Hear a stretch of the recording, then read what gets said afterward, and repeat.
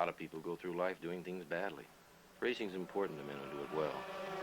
When you're racing, it's life.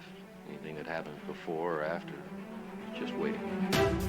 Matt Williams got a brilliant start from the third row of the grid. He's gone, he's hit him, he's straight off at the chase. A half-second lead. Oh, but just a return to background. He has it. Oh, he's round on the last lap. There's a massive accident. Next to the inside, what a move, what a move.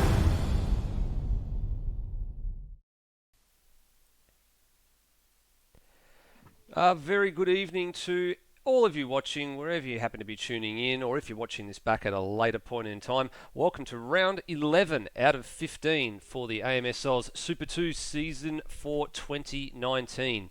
The sprint rounds are behind us. There's no more sprint racing at all between now and the end of the season. It's all about the longer distance format. So for tonight, that's the 175 kilometre long endurance format, and then in a couple of weeks time it will be all about the big 300 kilometre Mount Panorama endurance race as well, not being run as a two-man team but being run as a solo 300 kilometre race. So look forward to that in a couple of weeks, but for now it's all about Pukekohe Park Raceway in New Zealand. My name is Nether, or Steve DeVries, as you've all come to know me, and filling in admirably for Hans Brunswick this week is the ever-popular Michael the Floodman Zalavari. Good evening, Michael. Good evening, Nether. Good evening, everyone. Yes, I'm back again. You can't get rid of me. But yeah, V8 Supercars, I'm very, very excited to talk about some V8 Supercars. Yeah, getting your dipping your nose in the V8 supercar realm. Of course, very, very intimate knowledge when it comes to all things Blancpain and GT, and great job with myself and Bagsy in just the last couple of days as well on Sunday with the Spa 90-minute race for AMS Oz GT3. So I wouldn't say whetting your appetite for all things motorsport, but getting a very, very wide breadth and depth of knowledge across some of the AMS Oz categories. Yeah, thank you for that. That comments about Sunday. Yeah, it was good fun to do GT3s, and now with Automobilista Australia, this will be V8s. I've done TCAC, and I'm doing TCR and GT3. So yeah, I'm getting my fingers in all the little pies that we run here at AMS Oz, which is a lot of fun actually. Yeah, it's a lot of different racing. Yeah, a lot of different racing, a lot of different styles and categories, and all sorts of different things to get your head around with some of the series that are being run. And of course, Brenton Foley doing a great job with Phil Boak with this series, and Lewis Wedding doing great things at TCR and GT3, and then Brock Harvey doing, of course, the TCAC stuff being admirably run by Will Devonish and Mike Coulston behind the scenes as well. So a lot of contributors behind the scenes putting together some really, really great series here in AMS Oz. But let's have a little bit of a look at how the driver points are situated coming into this 11th round this evening. And it really got turned on its head at the last round at Calder Park. Of course, Calder Park substituted for the Bend Motorsport Park in this AMS Oz Super 2 season.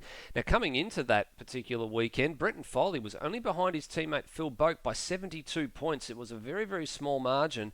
And the bad news for Foley was not only did he finish third to Boak's second in the first race, but he registered his first DNF of the season in the second race to go along with the two disconnects he had at the beginning of the season. So that really threw a spanner in his championship works, and it actually cost him, that particular weekend cost him 150 points in the second race, and it cost him about another 20 or 15 or so, or 20 so in the first race. So the overall upshot is he's gone from being 72 points behind to 231 points behind in the space of a round. So very, very big swing. In actual fact, it's put him within the clutches of Will Devonish by the tune of, it's only 21 points separating second and third at the moment. So very, very tight between Foley and Devonish right now.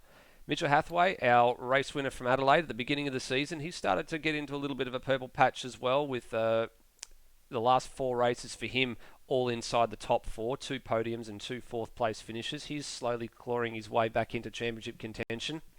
Good battle pack from 5th, 6th, 7th and 8th, which we'll talk about the 8th place man a little bit later on in the night, but still a lot of battles there to be decided, Michael. It's this circuit is going to, we'll get to the circuit in a second, but the circuit's really going to separate, I guess, the real championship contenders tonight. Yeah, we're getting the business end of the season.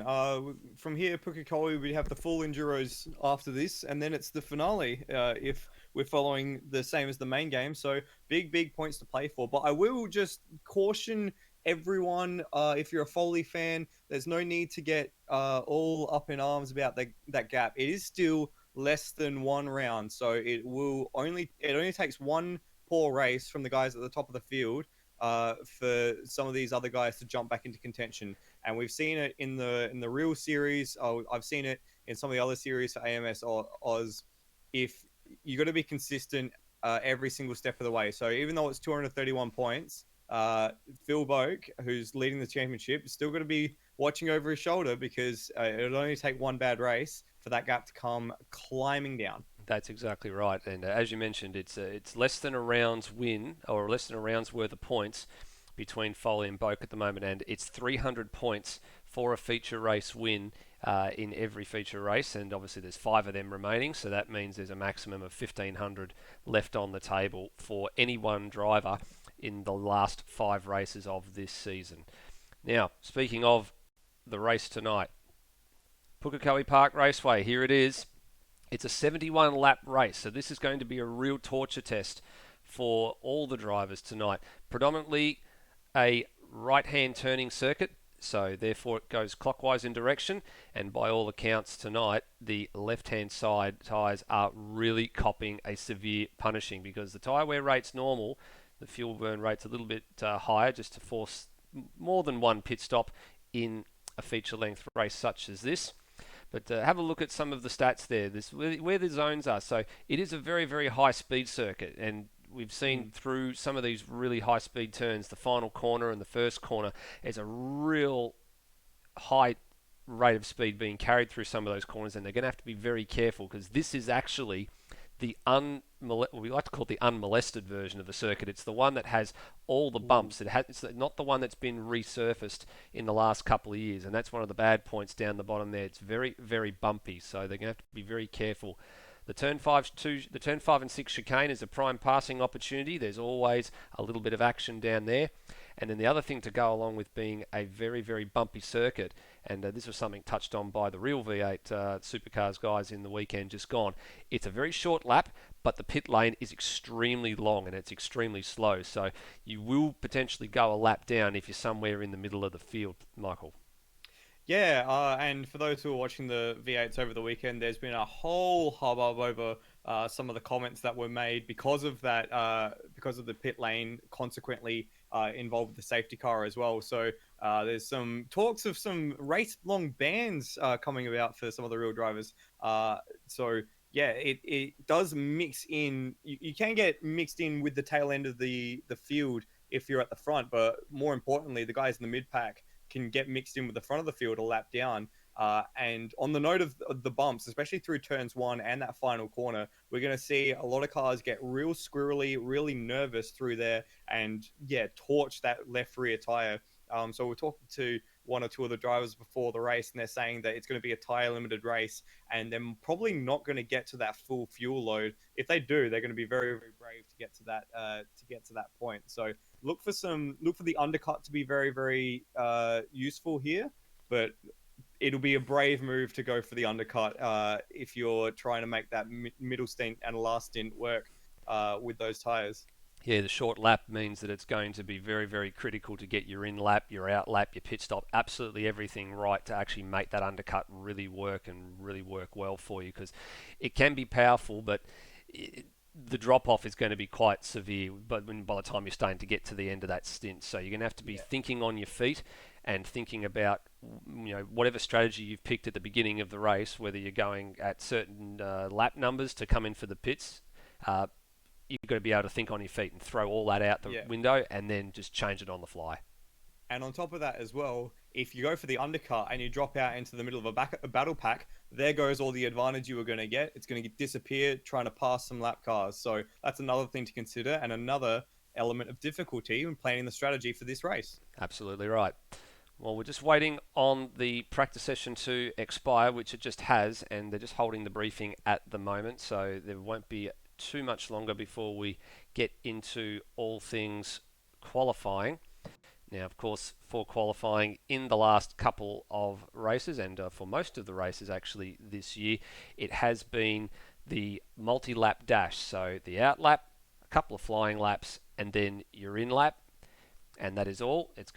Format's going to change a little bit for the Bathurst round, which we'll touch on before the end of the broadcast tonight.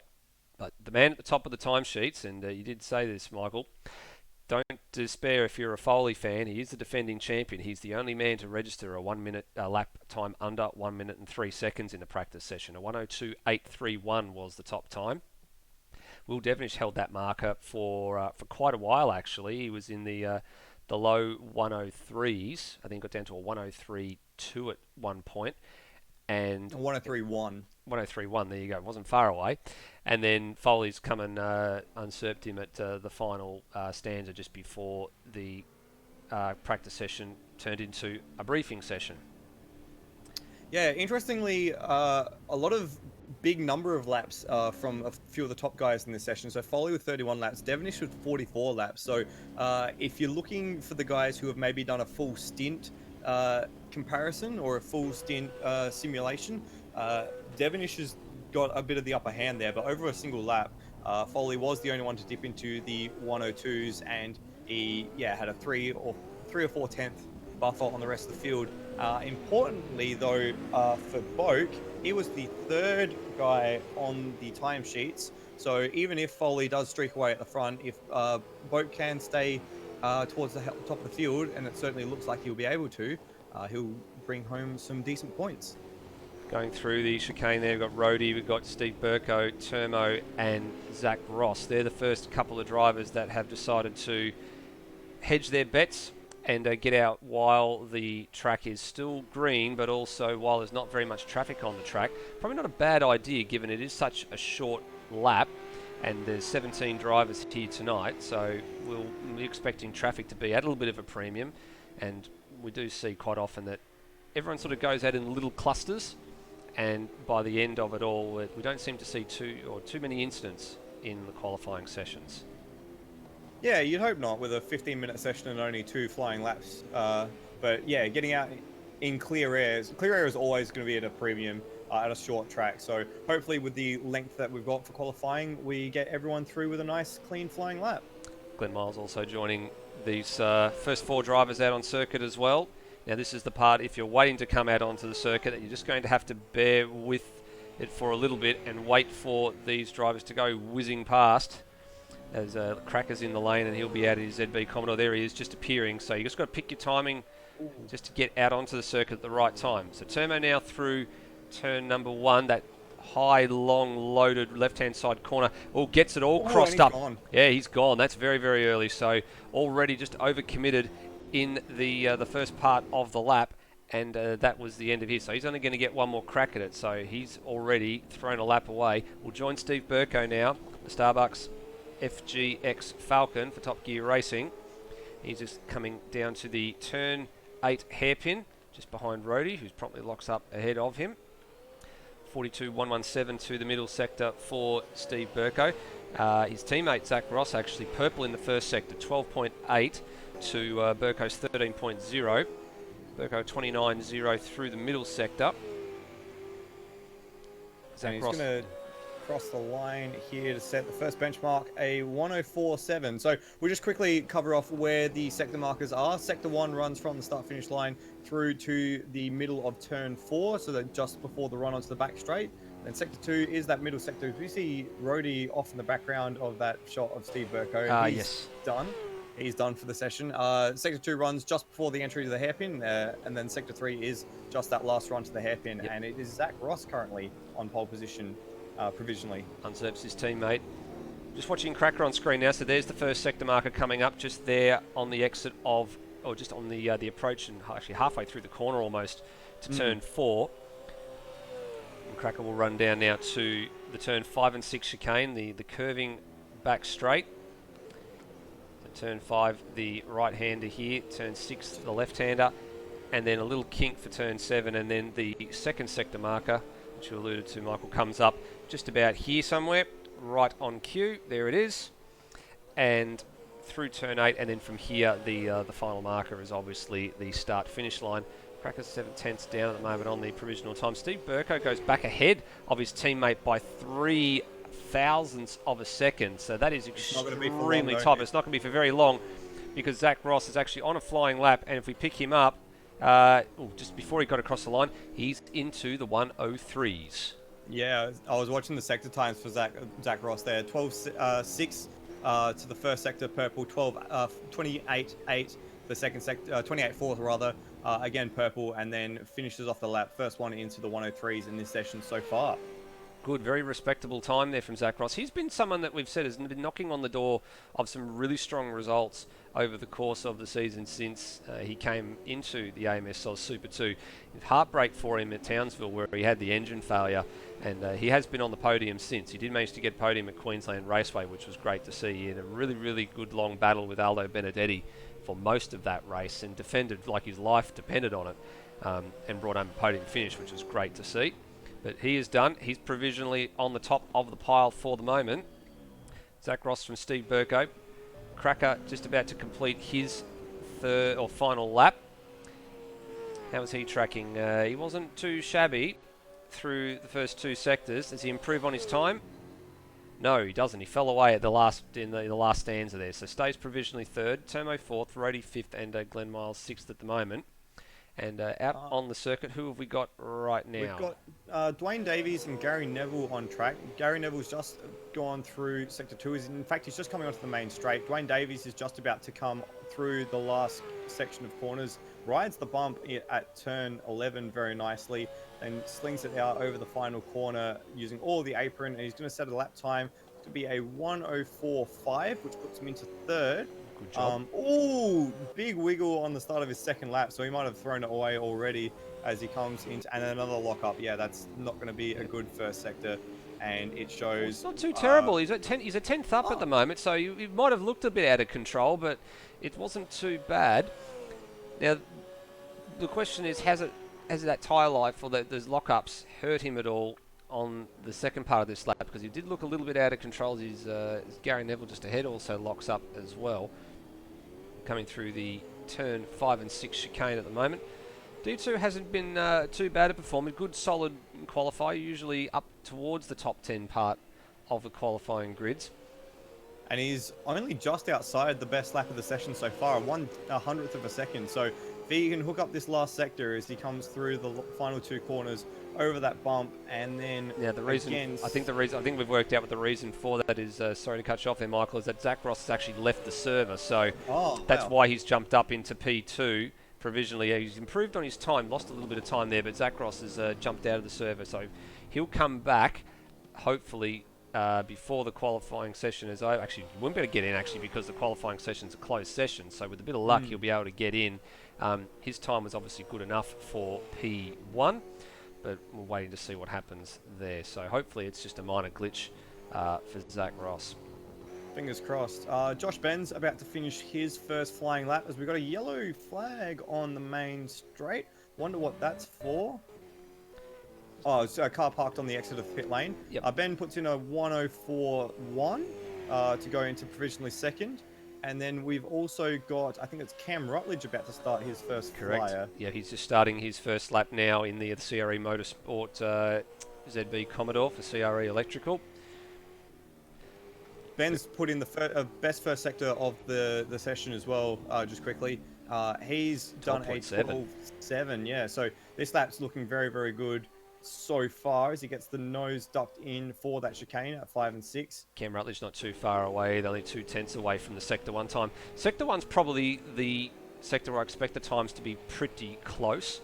It's Sector 2 that's the one I think is going to catch most people out in their commitment through Sector 3. Josh Ben's looking quite handy at the moment. I mean, he's half a second up on the Steve Burko time, but we obviously know Zach Ross had set a much quicker time than Steve. The question will be is where Josh pipes out in all of this, uses actually doesn't quite use all the exit road there, left a little bit on the table, does a 1:03.7. Now we know that Zach Ross did a 1:03.6, so that's actually very, very good. Yeah, it's a pretty good start. for Josh Ben. It's not quite the sort of hero times that we're going to be looking for as now the FCR guys, Matt Williams and Brendan Ross, make their way to the circuit. We should start to see, and in fact, Mitch Hathaway already 12.6 to the first sector. So let's find Mitch because he's on a cracking lap. Got at him this here. point. Here he is. He's on his way down to turn 5 now. Lights ablaze on the HDS ZB Commodore. Just ran a little bit deep there into turn 5, but is that going to cost him? Because he didn't lock up, but he gathered it up quite well, but he did run a little bit deep there into 5. What's his time to the middle sector? It's a 41.006, so 3 and a bit tenths up on Josh Ben's time at the moment. That's a middle sector time for Mitch Hathaway for 28.406. So still purple in the middle sector despite running deep into turn 5. Look at the car launch over the turn 9 curb as well on its way through 10 and 11. Uses all of the road. Goes into the low 103. So 103.3 and he's going to press on. Let's stay with him. Yeah, I reckon that could have been a 2 had he gotten that apex at turn 5, but he's stuck with it. He goes all the way over the curb there at turn 2. Lucky not to get a track cut there. We were warned that there might be some track cuts, and in fact, he's pulled out of it. Yeah, and I think he that's might the have end been of giving his- it to him actually because that time it came was a 12.6, and we did speak to a couple of the drivers that did say that taking way too much of that second stage curb is going to give you an invalid lap. So he has thrown that second one away. But he was, let's say, he was pressing on with it. So, but you're right. There have been a few drivers that have elected not to use all of the exit road at turn number 11. So that's the last turn, the big long right hand that comes onto the main straight. Let's see what the FCR boys decide to do. Brendan Ross at the head of this little 2-car train. Matt Williams in behind. Down by about 7 tenths or thereabouts on the current best time at the moment. Car's getting airtime through that turn 10 left hand up, and Brendan Ross uses all of it. See, he used absolutely all the road, stuck his tyres, 2 of his tyres out over the white line, which is perfectly legal. Oh, this is unwieldy as both of them come in nose to tail through turn 1 and 2. They're just hurting each other here. Yeah, I think Matt Williams is going to be maybe a little bit unhappy with his teammate. He still set a PB to that first sector mark, but Brendan Ross didn't do him any favours as they came through that sector 1. Heavy hitters are starting to get out on the track as well. The 2 PBF Race Engineering cars and Will Devonish are out. So top 3 in the championship going out as the last 3 cars on the circuit. Now they're behind this train at the moment. They just exited turn 4 on their way down to turn 5. Oh, big slide from Matt Williams behind Brendan Ross. So he's still up on his best time though, which is a surprise to me. Yeah. He has lost a little bit of that time though. He was 2 tenths up the sector 1 split. He's now down to about a tenth and a half. So still looking to improve a time, but the car's out of control through turn 10, and that was going to upset the balance big time for turn 11. And they both of them are off. They were both off. They run through the grass, and despite that, he does set a much better time, Brendan Ross, just a tenth and a half. But time to check in with the heavy hitters. So it's going to be Devonish across the line first, then Boak, then Foley, it looks like. Actually, I'm looking on my map here. It says Devonish, and then it says Foley, and then Boak. But we'll see what happens either way. The 2 PBF cars are on the track behind Devonish, but we'll see what happens. Very smooth through the first sector for Devonish, but he's a tenth down on the best sector time. Maybe it's just a bit of a change in angle because that first sector mark is kind of in the middle of the corner. Foley sets a 12.4 to go purple, and then whereabouts is Boak? 12.5. So pretty even Stevens across the 2 PBF cars, with Devonish just a little bit behind as Devonish comes towards the second sector marker. Everyone looking very smooth through that chicane in this group, and Devonish puts in a 41.1. So still a tenth behind, and he's wide at the hairpin, so that's not going to be a lap to top the timesheets, I don't think. No, he found some time in that second sector, though. He was a little bit further away at the first sector marker, but he's found some more time through this lap. So this is going to put him provisionally P2 if he stays with this, but that's obviously subject to the 2 PBF cars behind. And it's he dropped away. He actually dropped away. Foley's going to jump ahead here. Foley's going to jump ahead easy, and he puts in a 102.9 straight into the 2s for Brendan Foley. And then his teammate behind does a 103.4. So top 3 on track, or top 3 in the championship, 1, 3, and 5 at the moment. Devonish has found time. He's actually only a tenth away from the top time at the moment out of the first sector. So he's the next one on the track that will register another lap. Final lap for Devonish. and so is Boak actually. So it's all on Devonish at this point. Well, he wouldn't want to be hearing that in his cockpit. He wouldn't want to be staring at his mini-map to see that his two championship rivals have pulled out of it at the moment. Oh, lost a lot of time. He's not that far away from the PB, but that middle sector for Foley was absolutely staggering. Half a second quicker alone in the middle sector. Can Will find anything? He's only a tenth and a little bit behind Josh Ben, so he could move himself up to the second row, but not with going into the grass like that. In actual fact, he's gone the front row. Wow, where did he pull that from? Where did that come from? Outstanding. He was out, as Lewis Wedding would like to say, in the boonies off of the final corner, and somehow he's managed to stay with it and has gone himself P2. Now, the interesting part about this argument is going to be what's going to happen to Zach Ross, obviously, because his lap time was a 103.6, which was actually good enough for P5. It would have knocked Josh Ben down to P6. So we'll have to see how that all pans out when he gets back into the server, whether or not that time still stands. I'm not 100% sure about what's going to happen there, but we will come back to that in just a few moments' time. But great qualifying session, and, well, what do you say about Brendan Foley? We never want to write him off, but he is the qualifying specialist. And he's done it again. He's on the front row. He's got Devonish alongside, though. That'll be an interesting battle into turn one. The two drivers, as we said earlier, separated by just 21 points in the championship.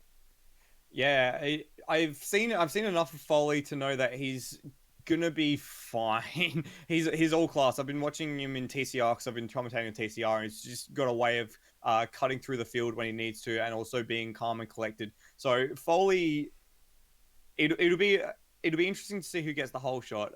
Just quickly on Devonish's last lap there, he has set a purple final sector, even with that big moment over the top of the crest. So it must have been on an absolutely stonking lap in that final sector already. Wow, it sets up a really cool championship scenario with the top three. Brendan Foley and Will Devonish on the front row, and then Philip Boak in fourth behind Mitch Hathaway. So that's gonna complicate things for Boak. Yes. So that'll be something to keep an eye on. That's probably one of Mitch Hathaway's best qualifying results for the season as well. Up there in third place. Remember, from the last row of the grid, he actually won the race in Adelaide at the beginning of the year. So that was the first for AMS Oz. We've never seen that happen before, and he was the first one to do it. So this is definitely his best qualifying result for the season. Phil Bogue, as you just said, he's on the second row alongside him. Josh Ben, probably his best qualifying result for the season as well. P5 at the moment, it stands as P5, depending on what happens with Zach Ross getting back into the server. Speaking of Zach Ross, his teammate Steve Burko at that time was good enough for P6. Matt Williams and Brennan Ross, the FCR stable, 7th and 8th. And then Dwayne Davies, 9th. Cam Rutledge in 10. And again, we're just waiting to see what happens with Zach in between now and getting into the thing. Looks like Zach's managed to make it back into the server, which is good to see. And also Cracker's teammate in Brownie has also managed to get in as well. So Brownie's going to start off the rear of the grid, and we'll wait to see what happens to Zach. But at this stage, looks like we're set for an 18-car field. And really strong, really encouraging numbers across AMS Oz, not just in Super 2 where we've seen 18 cars tonight, but I think last night in TCAC we had 23 cars in the GT race. Over the weekend we had 17 as well. So some really, really encouraging numbers and participation in AMS Oz at the moment, which is really nice to see. Yeah, it's really great to see. The levels of participation have started to go up a little bit. I mean, the Calder Park race was a little bit of a blip on the radar in terms of the Super 2, but some really good strong turnouts in some of the series for the opening couple of rounds, especially TCAC, TCR and GT3. But they're good. We want to see if all you guys would go back. A lot of the drivers go back and watch the streams after the races are done, and a lot of the people that actually watch the streams just they don't want to race, but they like to watch the streams. It's great to see the high levels of participation, guys. So keep it up, and if you want to get involved, you know where to go. There's always opportunities to get involved in AMS Oz activities. We're just in a little bit of a lull at the moment. The drivers are just starting to do a little bit of pit lane practice. So what we might actually do is we'll cut back and we'll have a bit of a look and see what's going on, because the likes of Devonish and Josh Ben and Cam Rutledge have all just been through the lane just to get, I guess, a transit time, make sure that they know where the markers are to stop, where the markers are start. Sorry, can we just replay what just happened to Rhodey? Can we just find Rhodey and just do a replay, please? I'm trusting your judgment here. All right, so we've got our sorry, we haven't done the replay cue, but we've just gone straight to a replay, and well, he's done a Van Gisbergen going into the back of somebody in the pit lane, and then straight into the okay. Okay, you've had your moment of fun for the night, I think. I'm sorry. We just had to share that with the world. Yeah. It's really important though that we do this pit lane practice though, because it is a difficult pit lane. As I just catch a glimpse of Devonish clipping the wall on the way in, the entry is very high speed because you're coming out of the hairpin and about to go sweeping through that last corner complex. So you're let's stay with Gary Neville. Gary Neville's coming in right now. You're right. So he's taking a bit of grass there. High speed approach on the anchors now. There's the control line. Just that little black box is. And then trundling. And see, everybody's doing the same thing, believe it or not. Everybody's trying to take that bend in the road, the pit lane road, at such a high speed that it's actually not working out for them. There's been a horrible accident in pit lane. Rhodey's tried to come out of his pit box and he's been absolutely KO'd by, it looks like, Brendan Ross. What? I don't know what's going on anymore. You and me both, my friend. Something's really, really strange with in the land of the pit lane at the moment.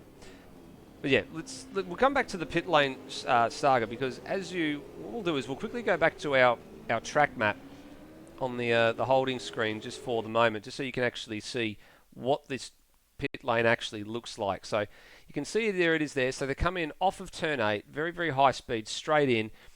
They hit the anchors. It's a very, very sharp turn to the left, and then the sweeping bend to the right to come onto the actual pit road. So that's the right-hander is the one that they're all having the problem with. They're getting it stopped okay for the first part, the very sharp kink, but then they're trying to press on with the speed that they're trying to carry getting into the pit lane, and that's where a lot of them are starting to come unstuck.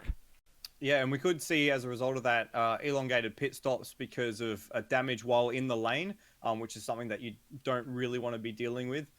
So that's definitely something to consider. And it's just every single car I'm seeing is just making a mistake in pit lane. And if there's one place on the track you don't want to make a mistake, it is in pit lane, just regardless, because it is such a long pit lane already. Not only that as well, the exit to pit lane basically slings you right into where the cars are trying to tee up their entry for turn 1. So there's got to be consideration when you're rejoining the track as well, whereabouts you're coming out and who's coming around your left-hand side.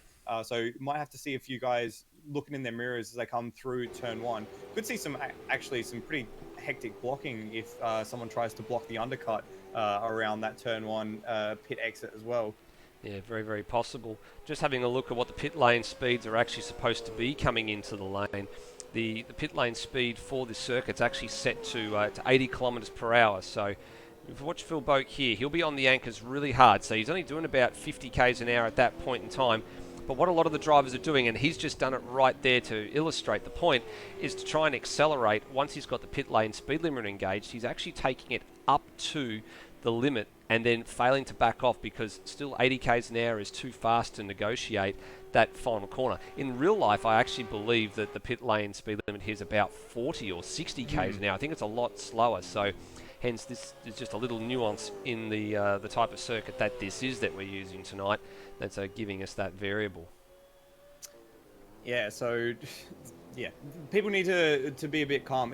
It's almost one of those things, right, where you've got the limit in mind. It means that I can just go up to that limit. I don't have to think about braking. But it's actually a corner in there. It's probably, you'd call it the second slowest corner on the track if it was part of the track, wouldn't it? Yeah, you would. And on top of that, it's a corner that's it runs alongside the final corner of the circuit. So it's there, I guess, to sort of say to the drivers, well, we're not just going to give you a straight run into the pits. You're actually going to have to negotiate a corner, much like the drivers out on the circuit are having to negotiate the final corner. It's just that a lot of the drivers are just not tapering their expectations enough to take that corner at an appropriate speed. As you said before, Michael, time is going to be won or lost in the pits, and you need to, get your pit stop right, you get your in lap right, you get your out lap right, and you get your transiting of the pit lane absolutely right as well. And a few drivers are just not being able to, comprehend it. All that they can comprehend is, I need to try and save time on pit road. What can I do? I'll travel at the speed limit all the time, which on a straight pit road is perfectly fine. Yeah, but it's not a straight pit load. It's probably been built in there as a bit of a safety thing to force the cars to slow down. Because I know that, for example, Fuji, Brands Hatch, etc., have those artificial chicanes on the entry to pit lane, whereas this one's a bit more of a non-artificial chicane. It's a very, very concrete banked chicane there. So yeah, concrete lined wall. You're right. Concrete line, yeah. And in a battle between concrete and car, concrete always comes off the winner. So we'll keep an eye on that during the race, and hopefully these guys just use a bit of sense, use a bit of the thing between the ears when entering the pit lane, because they're gonna have to do it at least twice during this race. Yes, use the thing you said between the ears, not the thing between the legs. Yeah. There we are. I said something I probably wasn't supposed to, but that gives you a reprieve, but based on what you said earlier. Yeah, but the thing is, what I said earlier, no one saw or heard on stream, so No, that's we won't be repeating that. No, we won't be repeating that one. But yeah, mine's intimating something. Yours was not. But anyway, we'll let that go. 1 and 3/4 minutes to go in the warm-up session until we hit the race session. So at this point in time, if the drivers haven't done any pit stop practice, they would want to be bloody doing it, because they'll need to know how long their transit time is and how long it's going to take for a full load of fuel and tyres to go on. One thing that will be interesting when it comes to, actually two things that will be interesting when it comes to the pit stops. One, if they do clobber the outside wall, that their pit crew may actually turn around and say, well, you've got damage to repair, and they'll have to remember to turn that off, otherwise their pit stop is going to be substantially longer than they would otherwise want. The second thing is going to be the strategy element that comes with the pit stops. Now, we got some word from some of the drivers a bit earlier that not only is it a tyre limited race, but the tyres are pretty much good for about 25 laps, and that is it. The drop-off is quite extreme, and 25 to 26 laps, if you're good on fuel, you could get to 26. But if you were a gambling man, you'd say, well, 25 is the upper limit on tyres. Obviously, you can try and break that down. It's a 71-lap race, so if it's if it is a race that tyres are going to be a factor, you take 71, you take away how many laps it is on a set of tyres, and you get to what Mark Larkham calls the critical lap number, which is 46, which is good enough. But you don't want to have 25 lap old tyres getting to the end of a race. Exactly right. So what you might see drivers doing, especially those who might be a bit better on fuel and a bit more kind to their tyres, is trying to elongate that first and middle stint. So try and maybe push it to 25, 26 laps, maybe even if they're really, really saving fuel, 27 laps. And so that way that last stint can only be a, 19, 18 lap stint. So that way they got the best tyres to fight on at the end. Otherwise, depending on the strategy of the shape of the race, you might see guys do what's called the even tire strategy. So do 22 laps, 22 laps, 22 laps. So that works out 26, so maybe 23 laps. That's 66. 22, 22, okay. And 22 is 66. But okay, well, I get where you're going with this. Yeah, you're trying to try and break it up into some even chunks, so you're covering yourselves on either side. Yeah. But the premium in this sort of race, as always is in endurance racing, is going to be running in clean air, being able to execute your own race in the chaos of everyone else's strategy. So look for some of the guys to place a premium on being in clean air, and that's all the more difficult with how short this track is, how many cars we've got, and how long the pit lane transit is. So clean air is going to be the key for me during this race. Clean air, no mistakes. Grid starting to get involved now, and it looks like Zach Ross has kept his time, because there he is on the grid, P5. So we did say his time was good for P5, so that then shuffles the order down a little bit. So great to see that the server has kept his time for him, and that he's back in the running for things. So our last few drivers just waiting on them to get involved and get out there on the circuit. Don't want to be leaving it out there for too long, as the warm-up lap is about to commence. Michael, let's run through this grid real quick. Yeah, we're going to have to. It's a short lap here. We've got on pole position Brendan Foley a 1:02.8 set pole position. Second place is Will Devonish. Third, Mitch Hathaway. Fourth, Philip Oak, championship leader currently. Fifth is Zach Ross, as we mentioned, came back into the server. Josh Ben is in sixth. Seventh place is Steve Burko. Eighth is Matt Williams. Ninth is Brendan Ross. 10th is Dwayne Davies, who's currently behind Cam Rutledge as they go through the warm-up lap, who's meant to be in 11th place on the grid. Cracker is in 12th place in that Penrite Aerobus-style car. Termo is in the Castrol Rick Kelly livery in 13th place. Gary Neville in the AM FCR Motorsport car in 14th. Rody in 15th after his excursion off the track over the pit wall. 16th place is Aussie. 17th is Glenn Miles, and bringing up the rear, didn't set a time in the qualifying session, is Brownie in 18th. So we have 18 runners for a 71 lap, 175 kilometer race. 71 lap torture test, I think, is the word that I'd be using to describe this. It's going to be painful. I think a lot of drivers are going to have some very, very sore arms from the way that the bumps are replicated through the force feedback of some of these sim rigs. They're going to be, not only very, very sore, but I'd imagine very, very sweaty by the end of this race. Yeah, and I wouldn't be surprised to see some mistakes, especially through turn one and through the final corner in the last section of the race, precisely for that reason. It is going to be an endurance test for these drivers. Just waiting on the last of the grid to get around the last couple of corners. We've got Brenton Foley's already making his way towards his pit box. Just a couple of little burnouts here, just to try and put some rear heat into those tyres. You wouldn't want to do it too much because, as we said, it's a very, very tyre-limited race here. But the front row of the grid is into position, and looks like everybody's pretty well behaved and just about on time and getting into the grid boxes. Last couple of drivers are in. Oh, looks like Rutledge has just overshot his pit box a little bit. You don't want to get caught reversing, you'll be in trouble. All right, lights are on. 2, 3, 4 lights. Get set for 71 laps at Pukekohe Park Raceway. Here we go. Foley got a reasonably good launch. Devonish lit it up a little bit worse off the front row, so he's going to be under pressure from Boak down the inside, and Mitch Hathaway on the outside now. 3 into 1 does not go, but at the front of it all pops Phil Boak in second place. A little bit further behind, still trying to sort themselves out 2 by 2. Looks like Steve Burko's had a moment. Has he been turned? Not 100% sure there, but whatever's happened to the Top Gear Racing Falcon, he's now at the back of the pack. Yeah, it looked like Devonish got a shocker there. 1 or 2 of the FCR guys cut that curve in that first lap, so we'll have to keep an eye on them as well. But Devonish going for a big dive into second place. He's locked up the inside rear wheel, goes straight on at turn 5, and he's going to lose 3 or 4 positions because of that. Just having a quick look at what happened to Steve Burko. Looks like he actually got a little bit of it was a little bit loose through turn 1, but it looks like he got a little bit of a tap from Dwayne Davies just into the chicane there, but very, very minor. Just a little bit of that bump and grind that tends to happen on lap 1. Yeah, speaking of bump and grind, there was a bit of that between Zach Ross and Will Devonish. Devonish got the inside line for the last set of corners, but Devonish now down to 5th after trying to make that move for 2nd. So he's gotten a bit hot under the collar and lost a few spots. But at the head of the field, it is Brendan Foley streaking away already with a 2-second gap ahead of his teammate Phil Boak. Yeah, he's as we checking start out. lap 2.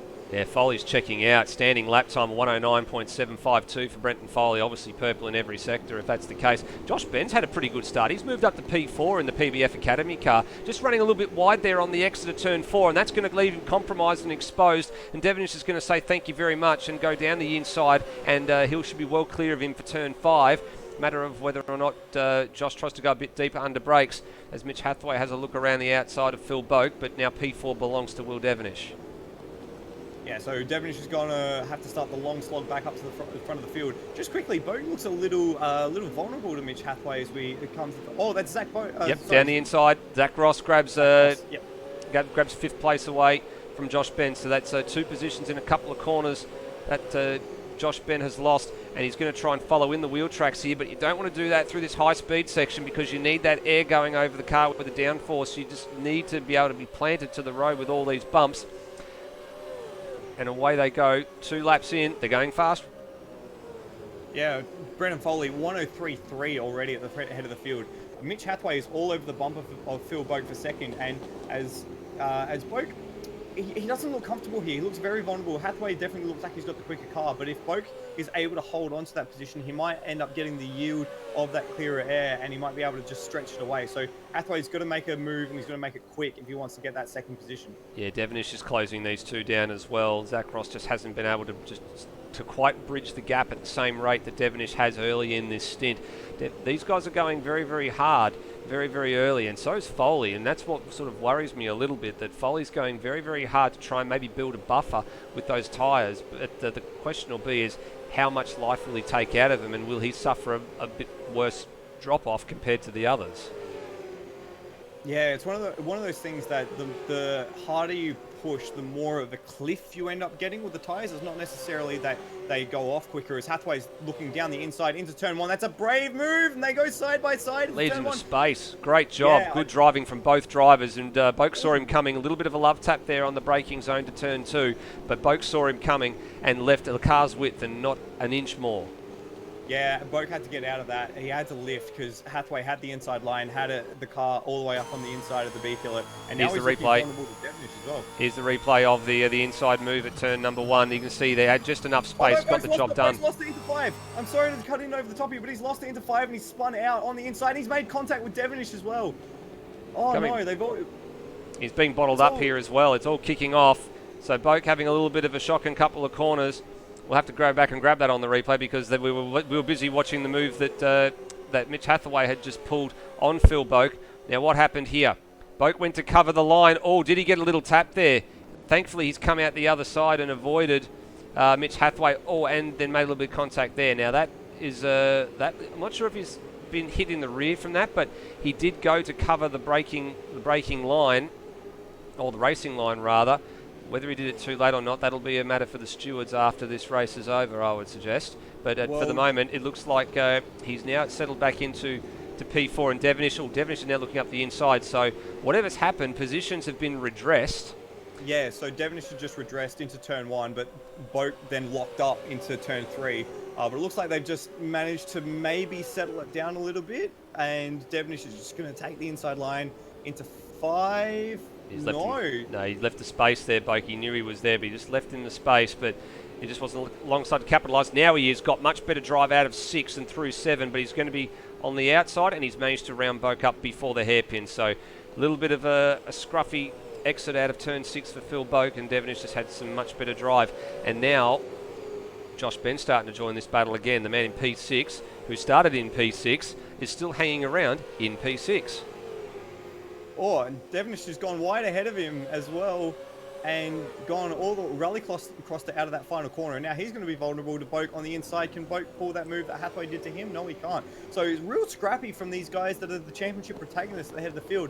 While all this is happening, Foley's just kept that buffer. It's now out to a 4-second buffer, and he hasn't looked trouble at all. Hathaway is now in no man's land in the middle, and Zach Ross up into third place ahead of this battle between Boak, Devonish and Josh Ben for fourth place. Yeah, he's been the beneficiary of this, is Zach Ross. He just kept going about his business, and obviously the others ahead of him had tripped over themselves and had to sort themselves out, and he's managed to find himself in potentially a podium spot early on in this race.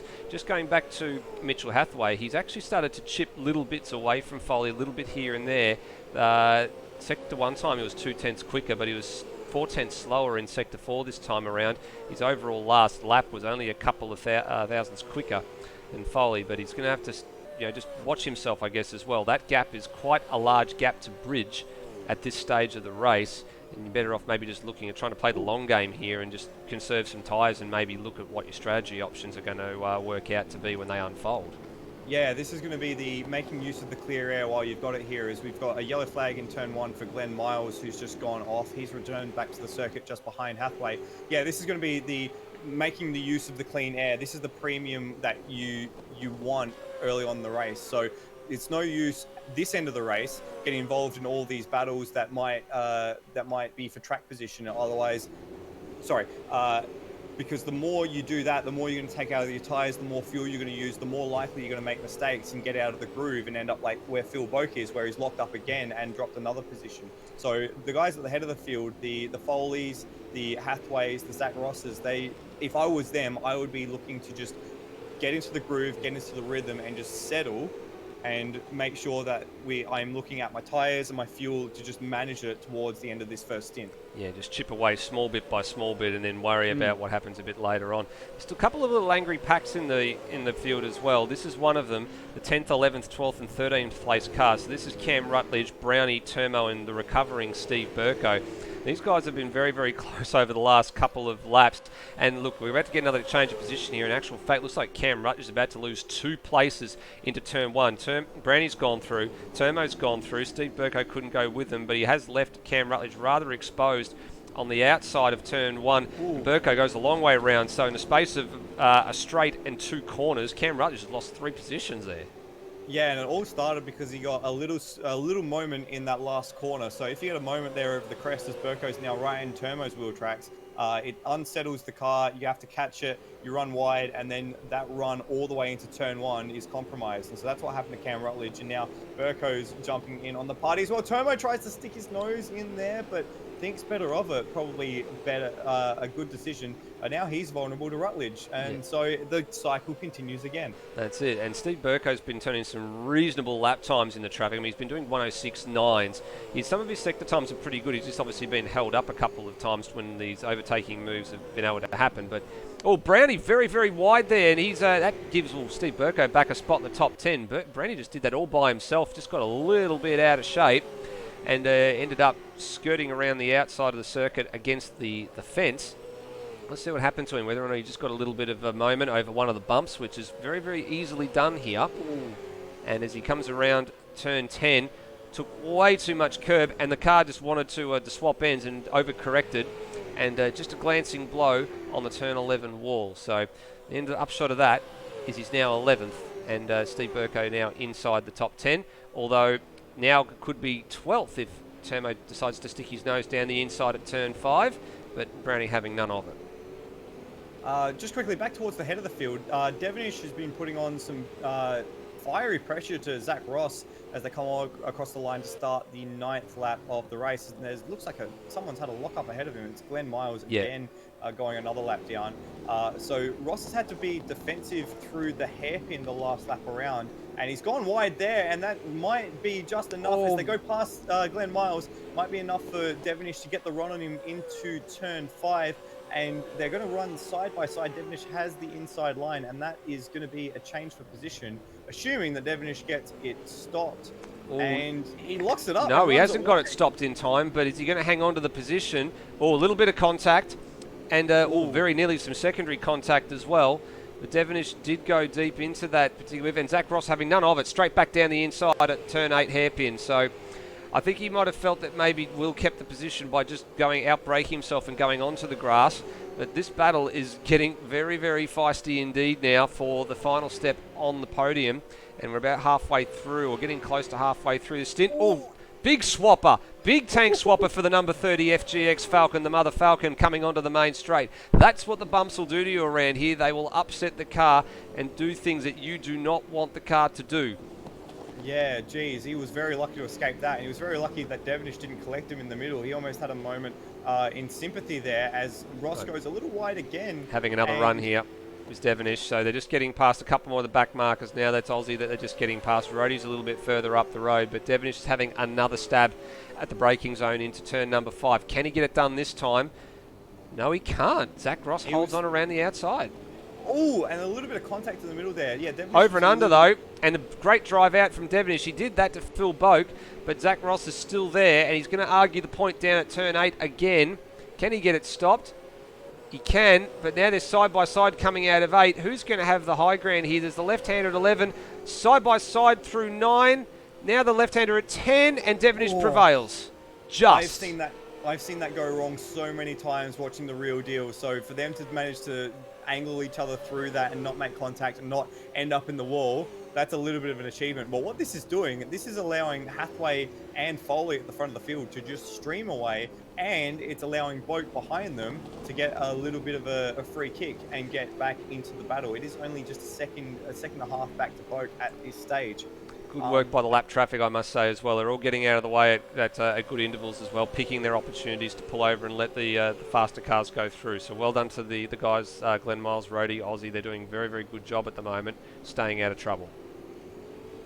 Yeah, Zach Ross just had a little bit of a little too deep under braking there, and he's now lost the rear end of Will Devonish. And yeah, while this is happening, Phil Boak's going to come up behind them and start arguing the point. And this is all very, very lively stuff for the first 10 laps of a 71 lap race. This is a bit too much for me. If I was in one of these battles, I'd be trying to get out of it as quickly as I can. Big difference in the lap time at the moment as well. Last lap time from Foley was a 103.8. Mitch Hathaway a 103.9. Before that, it was the 104.6 to Hathaway and a 103.9 to Foley. So big.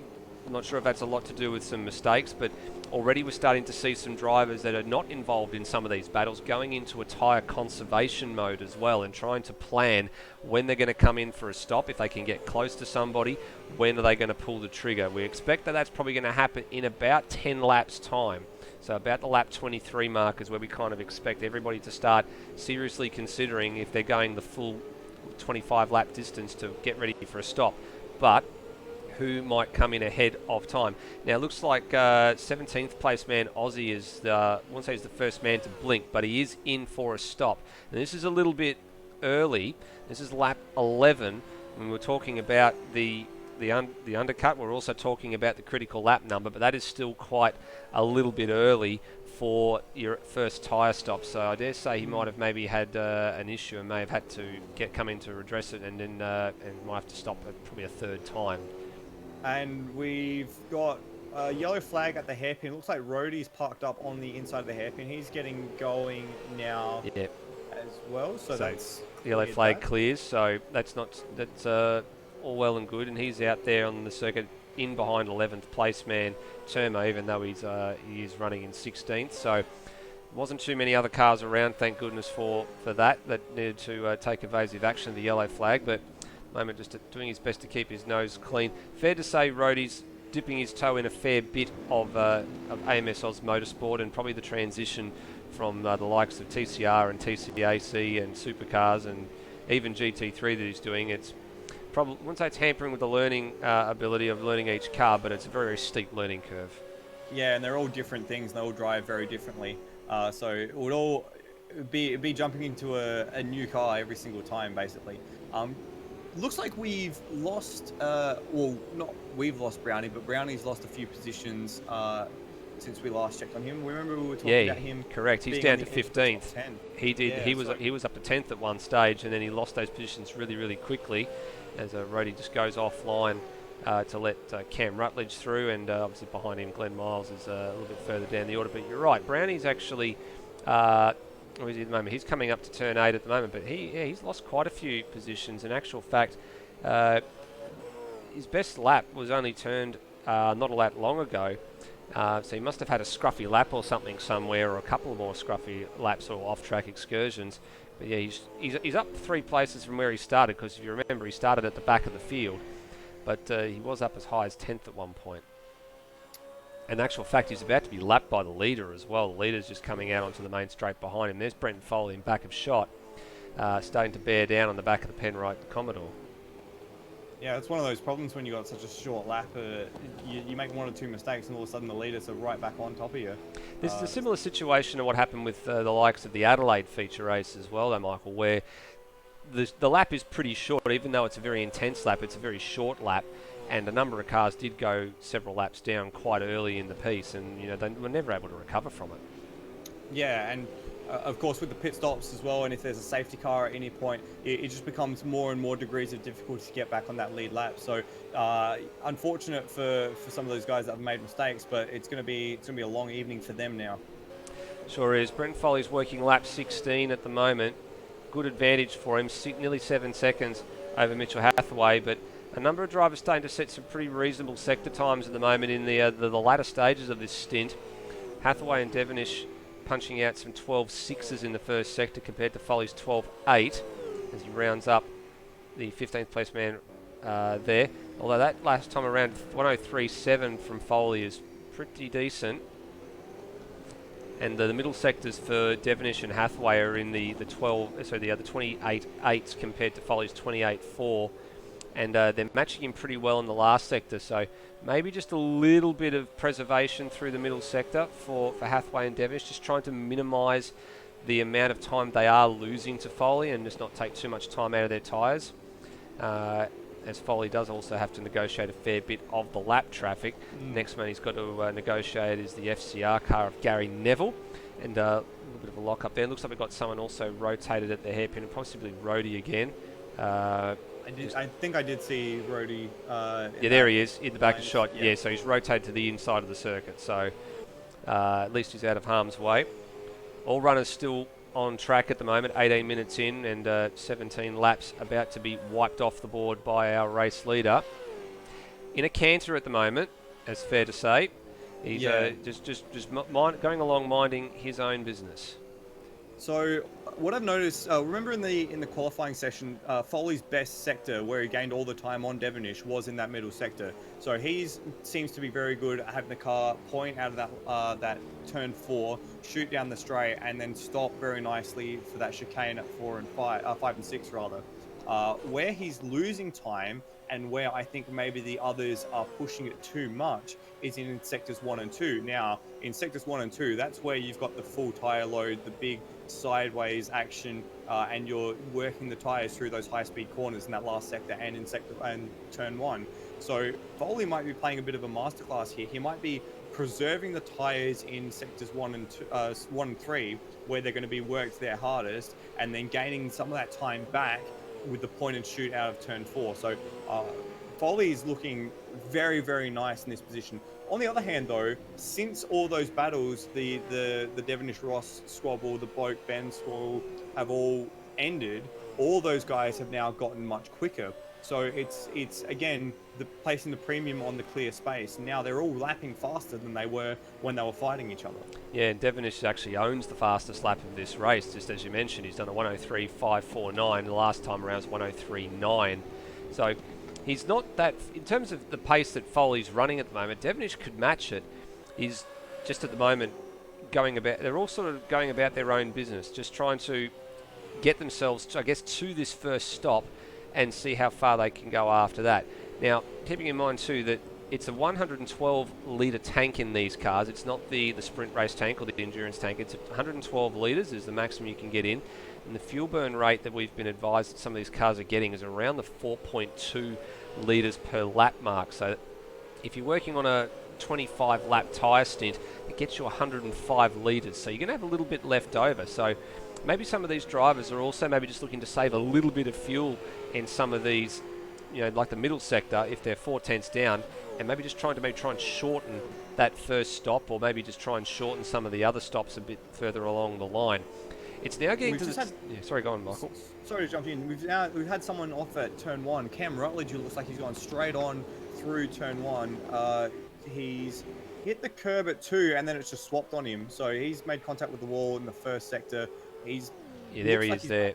You're right, just got a little bit out of shape at turn number 2 on the curb. Didn't rub the wall, but just didn't give it a very substantial nudge, but no harm, no foul. He's back out on the circuit, so you're right, he was a victim of the wall, and he's actually now being put a lap down by Mitchell Hathaway. And he sidesteps the circuit completely to let his teammate through in 3rd position as well. Yeah. Now this is something that I'm not particularly a fan of. I know he's done the right thing by staying on the grass side of the circuit there, but traditionally that's not what you want to do. In actual fact, he's coming in, so he's on lap 19. So this is really the first proper stop for any car in this race. I was about to say, if you get to lap 21, that's where you can start to sort of work on the critical lap being a bit further on down the line at lap 46 if you want to make that done. Now, we can't see into the pits because of the trackside cameras, but Cam Rutledge, the first man really to come in around where we'd be expecting tyres to start becoming a factor. Foley's now got his gap out to 8.6 seconds, so he's really got a comfortable margin here. I think he's going to be well protected from any potential undercut. The only thing that can probably ruin his race at the moment is a little bit of damage, or a longer stop, or a tardy in lap or out lap, or traffic. And that's what I'm seeing now as I'm looking through the field. at the second, third, and fourth place cars. They are coming onto traffic and they're coming onto it thick and fast. They've just navigated Brownie. Now they're all having to pass through Gary Neville. And I think the next one for all of them, as we see someone dock into the pits, is That's Zach Ross. Rhodey, and Rhodey's in there as well, and looking to see if Zach Ross looks like he's gone in as well. Yes, he has. So this is probably one of the real, I guess, barometers that we'll get a handle on here is how long is it going to take Zach Ross through the pits. He's surrendered to Josh Ben there, and Phil Boak's gone through as well. So it seems to be where he feeds out. Now Rhodey's just fed out of the pits as well, directly ahead of Josh Ben, and now Rhodey's going to be very careful here. What's he going to do? He's actually shortcutted the chicane. Probably the wiser decision out of all of them. I mean, In actual fact, he shortcutted turns 2, 3, and 4. Is that worthy of a drive-through? Do you think shortcutting that much, or are we going to take the Scott McLaughlin road to it and just kind of say wave our hands at it? And Wow, I think we'll take... this is a rant back from Winton. I'm sorry, everyone. Yes, I know. This is we'll sort something out after the race, I think, with regards to that. It's not the thing you should be doing, but I see the point about why he's actually done it. And that's the same thing that happened to Cam Rutledge. I mean, it's something I'm not a fan of, running around on the grass. I think you should stay on the blacktop when you're getting lapped and passed, but it, as I said in the briefing for the ARW 3 hour, which took place on the weekend as well, I didn't want to see, as a race director, I didn't want to see people running through the grass to let lap traffic pass, because if you needed to get on the brakes weren't going to save you. Yeah, that's true. And of course, much less grip on the grass compared to the tarmac. I was just umming and ahhing over Phil Boak swooping around the outside of Glenn Miles to lap him into turn 1, which is pretty terrifying. But a little more scary in Mitch Hathaway's mirrors is the presence of Will Devonish. That gap has come down in leaps and bounds over the past few laps. There's that move you spoke of with Boat going around the outside, and Glenn Miles almost parked pretty much at the turn-in point for turn number 1. But we will rejoin this battle you're talking about, because Devonish has actually gone past Mitchell Hathaway, because Hathaway is in. So Hathaway's gone at lap 23. This is about where I said if you were going to start gambling that you already wanted to start calling it. So he's picked lap 23 precisely to come in and take his first service. Now, Zach Ross was the man who originally came in from 4th place. Where's Zach out there on the road at the moment? He has come out and he's in 8th place. He's just down at the turns, leaving turn 6. So this will be interesting to see what the gain is here. Ross was not that far behind Devonish and the Hathaway car as well. He was starting to loom into the back of shot as Devonish was starting to close down. But where does he feed out relative to where Mitch Hathaway is? So coming around the final corner now is Zach Ross. Where is Mitch Hathaway? Already out and already gone. So in actual fact, that's actually a net gain. That's a huge gain for Mitch Hathaway. So he's picked his time appropriately, and the gap between them is now 9.7 seconds. It was a lot less than that. So that's a really good job by the HDS pit crew to get on and off pit road and actually come out with a much better margin. That's actually really surprising. I did not expect that, unless Ross has had to challenge with some traffic on his outlaps. But that's not what I expected, and I don't see any reason why that would have happened. I'm actually surprised that Hathaway's taken that stop that early. He was out of the battles in the early part of the race. So problem for Hathaway now, Michael, is he's fed back into traffic in the form of FCR, but I mean they've just gotten out of the way. Both the FCR cars have just gone in, and Will Devonish has continued to press on here. So now he's been released. Ooh, Ross has left the circuit. He's done what Rhodey did in the practice session. He's off the road. He's in the paddock. He's gone. Well, let's pick this up. Let's see if you're right. Let's pick this up, because this is big news if that's the case. When Brendan Ross has had a little bit of a torrid time in the championship as of late, looks like he got it stopped okay for the first part, but has he done what Rhodey did? Yes, he has. He's gone through the barriers. In actual fact, his teammate has gone, and there's a little bit of a drop off there. So that, I'm afraid, is an issue for Brendan Ross. Now, he's moving. I'm not sure what's going on there, but we'll return to that. Cracker's done the same thing. Cracker looks like he's done the same thing as well. And we've got yellow flag, very brief yellow flag there, so I don't know what's happened. But Cracker's gone. Cracker's he's left out. the race Yeah, now. so Cracker's out, so he's done the same thing and has unfortunately left that. Whatever whatever Brendan Ross is trying to do, he's trying to get it going. Keep an eye on it for me, Michael, and see what's going on. But that's I'm very on board interesting. with him. He's actually in the ditch between the pit lane and the racetrack. He's trying to maybe glitch his way onto the circuit. I don't know. He's stuck, basically. Race leader's in. So Foley is in. So he's gotten to 26 laps. Oh, took a lot of grass on the way in. Smoking it up. Is he going to get a oh, that's very, very close. And he scrapes the wall. And Devonish is coming in as well. Now, I'm a bit worried for Foley because he had all 4 tyres locked up. Devonish locked up on the entrance to the pit lane as well. Hopefully there's no speeding penalties to come out of that. We expect Josh Ben will be in this lap because he's now done 26 laps. Yes, he comes as well. So top 3 are in. Now Mitchell Hathaway was the first man inside the top 3 or 4 cars that really came in to stop him and Zach Ross. Now we know that gap's actually come down a little bit now. It's and down Foley's to 7.3. already gone. Foley's already out of the pits. All right, so and Hathaway is only just coming through the final corner now. So Devonish is moving. Devonish is moving. He's crossing the line. He's out of the pits. Whereabouts is Hathaway? Remember that Start battle finish was line. Firing. Here Well, we go, right into turn 1. Can Devonish hold on as Hathaway Not comes quite. roaring up behind him? cold tyres. It's gonna be tight. They both navigate through the first sector. He's got to get this right, Hathaway. He's got to get a good launch off of here, but he's already too far back to challenge Will And that was Devonish at the because moment. Devonish got a cracking run out of turn 4. So Devonish has done the undercut. Oh no, sorry, the overcut. The overcut. There. So he did the overcut there and came out in front because you did say that he was bearing down on Hathaway before the pit stop. So you're right, that's actually an overcut for But he's run deep. Devonish. But he's run deep again. He's had some troubles there at that chicane. Hathaway looking to pounce. Now he's right under the rear wing coming into the last sector of the lap. Is he going to size up a move at turn 1? Now, tyre pressures and temperatures will just be starting to normalise now for Will Devonish. It's obviously a very, very hard out lap, and Hathaway already fully up to pressure and with a little bit there. Drive-through penalty for Rhodey. Now, looking to see where he is on the circuit. I believe that's going to be for a track violation infringement. He's down at the hairpin at the moment. And Hathaway now decides to hold station. Although Devonish's gone a little bit deep.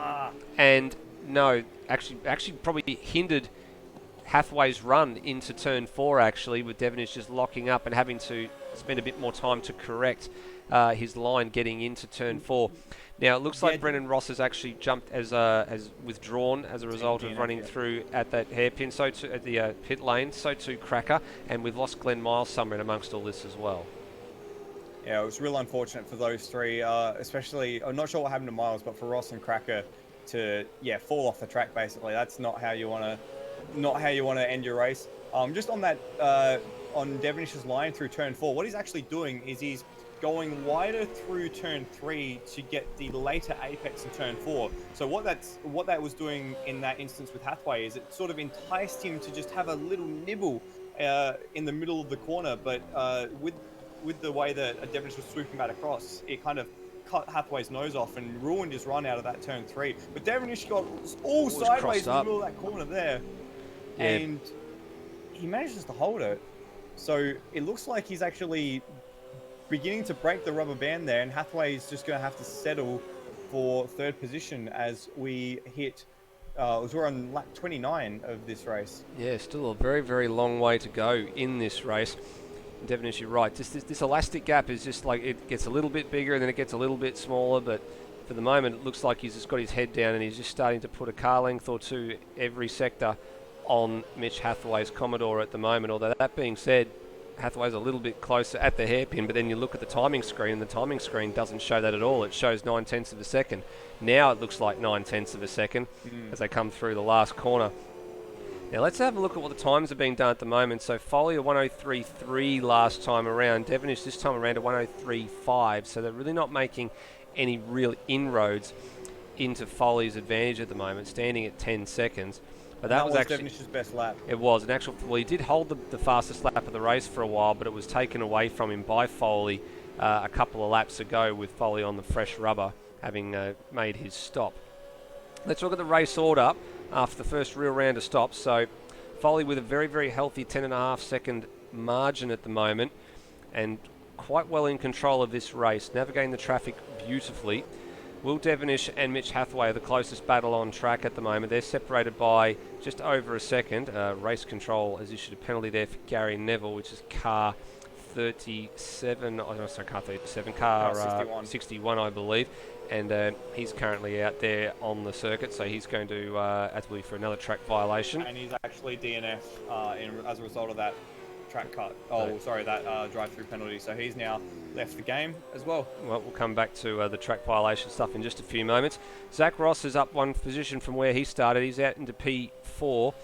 Phil Boak, having gone down one spot, he's in P5. He's giving chase to Zach Ross at the moment. That gap is really not getting any bigger, and it's really not getting any smaller, to be perfectly honest with you.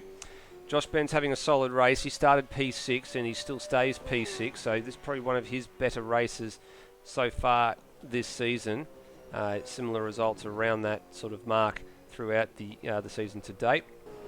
Matt Williams, having taken over the former Ricky Slick FCR Motorsport VF Commodore, which we'll talk about in just a few moments' time. And Steve Burko's managed to find his way back into the top 10 as well, so actually he's P8, so having recovered from being down the back of the pack after lap 1, has recovered to just at one position lower than where he started. In actual fact, he's actually about to be lapped by the race leader. That's how good he's going. He's the last car currently on the lead lap. Dwayne Davies, the first car, or is about to become the second car, one lap down as Devonish snatches the fastest lap of the race away from Will Devonish. So that's now starting to crack up the pace a little bit. D2 is P9 and Termo just behind him. Now this has become the closest battle on track for the last two spots inside the top 10.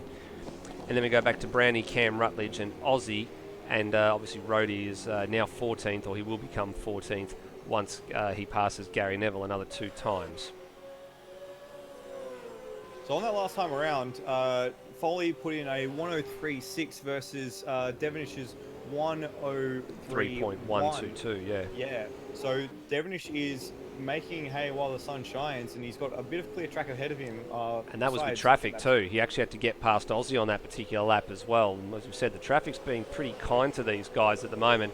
Rhodey's the next man that Will Devonish is going to have to come up with. And the question is, what's Rhodey going to do?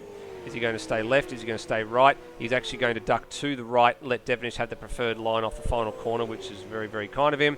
And it's a 103.4 for Devonish that time around, but that's a tenth slower, or a tenth and a half slower than what Foley did the last time around. So yeah, it's ebbing and flowing again. Yeah, beautiful ebbing and flowing this battle. Foley has of course, has the advantage of track position and a 9-second gap. So the worst that Devonish can do to Foley is close that gap. I don't think a 10-second gap, unless Foley makes a mistake, I don't think a 10-second gap is going to be erased in an instant. And Foley's had the ability to manage his tyres, manage his fuel as well, as he just has a little bit of a lock up into the hairpin and runs a little wide. Every lap that Devonish tries to take something out of Foley, Foley's able to respond, it seems. So, and it looks like we got a yellow flag around the hairpin. No? Looks like that's resolved itself quite nicely. It might have been a very, very brief yellow flag just there. There have been a couple of incidents with some drivers just doing little half spins or that into that particular part of the circuit.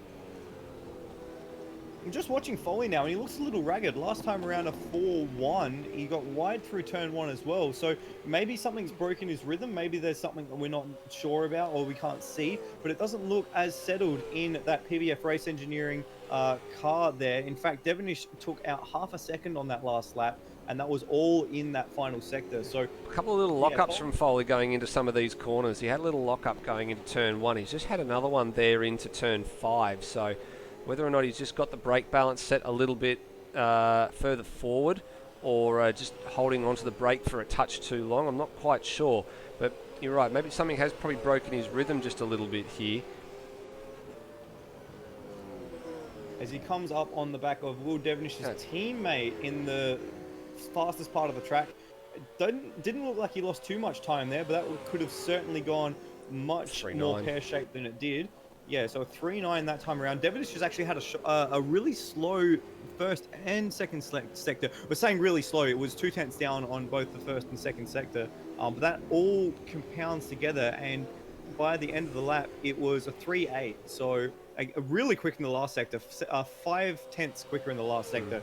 So that is probably the difference between being jammed up right behind another car and having clear space. But Foley's got a bit more space ahead of him now, so he should be able to start responding, whereas Devonish now has to go through the traffic that is whereabouts is it going to be? Steve Burko, I think, and He just passed Cam him, Rutledge. yeah. Correct. Coming back to a man we mentioned a little while ago, Matt Williams. So he's taken over the number 37 FCR Motorsport team Commodore from the former Ricky Slick. So Ricky Slick having unfortunately passed away a couple of weeks ago, and having relinquished his ride not only in the Commodore here in Super 2, but also in TCR. Jiminy Ray Slick taking over the TCR Volvo at the last round at Phillip Island, as Matt decides to promptly rotate the car off of turn number 4. He'll bag it up, do a half spin, and get going again. But, he had to do that while we were watching him, wasn't it? He had to do that while we were watching. We've had a bad habit of this with Matt for a while. Whenever we happen to cut to him, something always seems to go wrong. We've seen times where we inevitably praise people, and then of course they go and promptly screw it up. But not in this case. We weren't praising him. We were just talking about him. But it just seems to be one of these little nuances that keeps coming up from time to time. But he's taken over that Commodore, and we believe he's actually going to have to start with a fresh set of points. He won't actually be able to inherit the points that Ricky Slick had, and I think Ricky was up to I think it was 7th place overall on the standings before that. And actual fact, in comes Matt Williams for FCR Motorsport into the pit lane, as Devonish, we just saw him back a shot as he was getting behind Matt there, and a half spin. So I don't know what's going on there, but a little moment in the pit lane. Okay, that might have just been me. Sorry, I was just umming and ahhing at Hathaway. He well out of shape in the last corner and was all 4 wheels on the grass, but then he sort of faded back onto the track. So it might have just been me and some server lag, but that looked a scary incident. In fact, he did go all 4 off. Let's have a look. Here it is. So looks like his line was okay, but he just understeered wide. Oh, he was very, very leery off the side hanging out of the car there, but he's managed to gather it back up and get going again. Where's he? He's really dropped away from Will Devonish's rear bumper in quite a rather large hurry. Now out to 4.7 seconds since the first pit stops. Yeah, I think it's sort of a natural correction for where Will should have been at the beginning. Remember, Will had a shocking first few laps of the race. He was slow off the start, made that mistake into turn 5 and dropped down to 5th or 6th. So I think this is more an appropriate response to where Will should be in the race. But on the note of that moment at turn 6, as we got a drive-through penalty for Rhodey, just popping up on the screen now. Sorry, not turn 6, the final corner. It's incredibly easy to have that understeer moment there because the track crests just as you reach the exit. So it's just begging you to take more and more out of that last corner, and then the track just kind of drops away. And so, yeah, it's very easy, just as the car gets light, to either shoot the front off and make your front wheels go off into the grass, or conversely, gas it up too much and have the rear try and swap around on you. Speaking of the rear swapping around, Mitchell Hathaway's gone very deep. And was that Cam Rutledge that he just had a very, very brief moment with? Because that was mighty, mighty close. Let's have another look at that, because the rear end of the car did indeed swap ends on him. We'll go with the onboard shot here. Battling to get it stopped. Looped the car, and then front of shot. Oh, that was mighty, mighty close. Lucky to get away with that one. But that has actually cut down the gap between him and Zach Ross for 3rd place. So, and he's actually just made contact, Hathaway, with the back of Cam Rutledge into turn 1. And sent him off as well. So that's Cam's managed to surf it out the other side. So thankfully for Cam, it's not a terrible outcome. But I mean, he was lap traffic, but he did get a bit of a whack there from Mitchell Hathaway coming onto the main straight. So he actually got the toe, and he was actually flashing the lights to him saying, hey, I'm your lap traffic, I'm faster than you. And what's happened is Cam's left him the gap on the inside, and looks like Mitchell hasn't pretty sighted it and went to go for a late turn in. And thankfully, Cam's just managed to surf it out the other side across the grass, and looks like there's no damage to that car, but that would have been a bit of a scary moment. Yeah, and all this is doing is it's just completely broken Hathaway's rhythm. He's now only a second ahead of Zach Ross as they come through the final complex of corners. At 107 last time around with that mistake, and it's going to be another slow lap this time. It's probably going to be out in the 104s, 105s. But each of these little moments is just destroying the rhythm of the car in front. And in these longer races, that's one of the most important things is getting in the rhythm, getting consistency. So 4-7 plays a 3-8 for that battle now for third position. This is going to start to become the real battle, I think, of the race at the moment. Zach Ross versus Mitchell Hathaway. As you just said, Mitchell's having a few scruffy laps at the moment. Zach will have the bit between the teeth. He'll be looking for another podium finish to go with his podium finish in the second race at Queensland Raceway. He's had some good speed on board that number 30 car since he came into the series. Just hasn't had some of the results to go along with it. As you said earlier, engine failure at Townsville and a couple of other silly results, but on the right direction, on the right path, and putting together a good solid couple of races, and he's definitely going to challenge Mitchell Hathaway, I'd say, for the next part of this race. Now, this is what's going to be a key part in this particular battle, is who decides to pit first and when. Yeah, so I was just about to bring your attention to that. Zach Ross, remember, was the first of the pitters of that group. He pitted on lap 21, so he's now at basically where he 20 was. laps, Just on 20 laps. Hathaway was at lap 23, so he should have a few laps left on this set of tyres. And then the next group, it was Matt Williams at 24, and then Foley, Devonish, and Josh Bennett at 26. I didn't quite catch where Phil Boat came in all of that.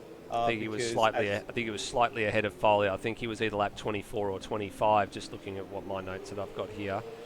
So we'll call that a 25. Yep. So we should see both of these guys in ahead of the rest of the group. So look for these guys to do what's called the even tire strategy. So pit at about lap, maybe even 46 or 47, get to that critical lap and then come in.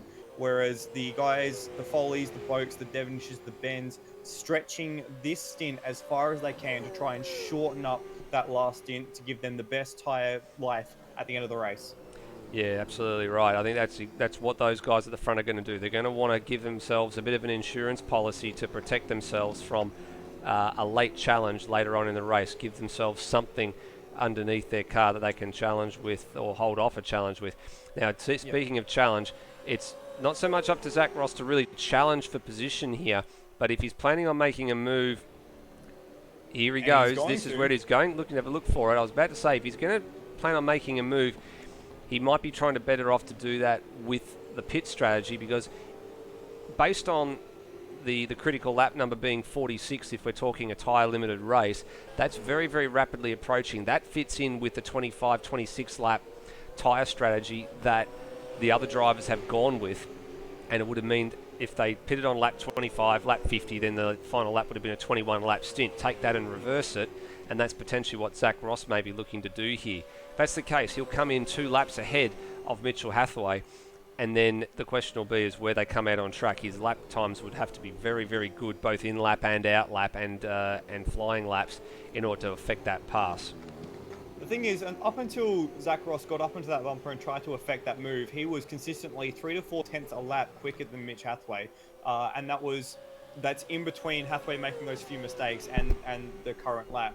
So Ross seems to have a better pace. He might have even been able to hold on to his tyres a bit better as Hathaway locks up the rear, skates it in, and gets it all out of shape into turn 5, and that's to run deep through 6 as well. So all these little things that Hathaway are doing, it's killing his tyre life, and Ross is the quicker car, so it might have to be for him. It might have to be to make this move on track. Otherwise, you'd be getting held up behind Hathaway for a little too long. I think Brenton Foley may have registered a couple of track violations on that last lap, because we didn't see a lap time come up at all. And it looks like it happened in Sector 1, so I'm not sure what happened to Brenton Foley, but he registered his best lap's still a 103.3. Devonish has got the quickest lap of the race, but we didn't get a read on what his last lap was, and the gap is still stable at around 8 seconds between Foley and Devonish at the moment. So it didn't go up and it didn't go down, so whatever he did, he had an off-track excursion somewhere in the first sector. as it starts to wind down on the fuel and starts to wind down on the tyre stint here. And it could have been due to traffic. Devonish has just had to process Brownie and it looks like Aussie as well. Yeah, correct. In that last sector, so it could have been that he's just encountered traffic somewhere where he's had to jump ship and jump off the circuit. I think you're probably right there, Michael. It looks like this is the same traffic that Foley had just been through a lap ago. So Devonish has had a much better time with it, and he's been able to stay on the track and keep his track violation limits in check. That's going to be probably important toward the back end of this race, because if Foley does get a track indiscretion by virtue of having to avoid the traffic or making a mistake, he's going to be in trouble, because 4 is the limit. And if he's already got 2 up his sleeve, and we've gone past the halfway distance, we don't know if he's got any others that he's had any trouble with, but they're really the first signs of trouble for him at the moment. Oh, how's this for parity between the top 2? Brennan Foley, Sector 1, 12.666. Will Devonish, Sector 1, 12.667. Some say 666 is the devil's number. Do we want to call him Foley the devil here? I think Devonish is closer to devil. We'll call him devilish. Well, they're both the devil.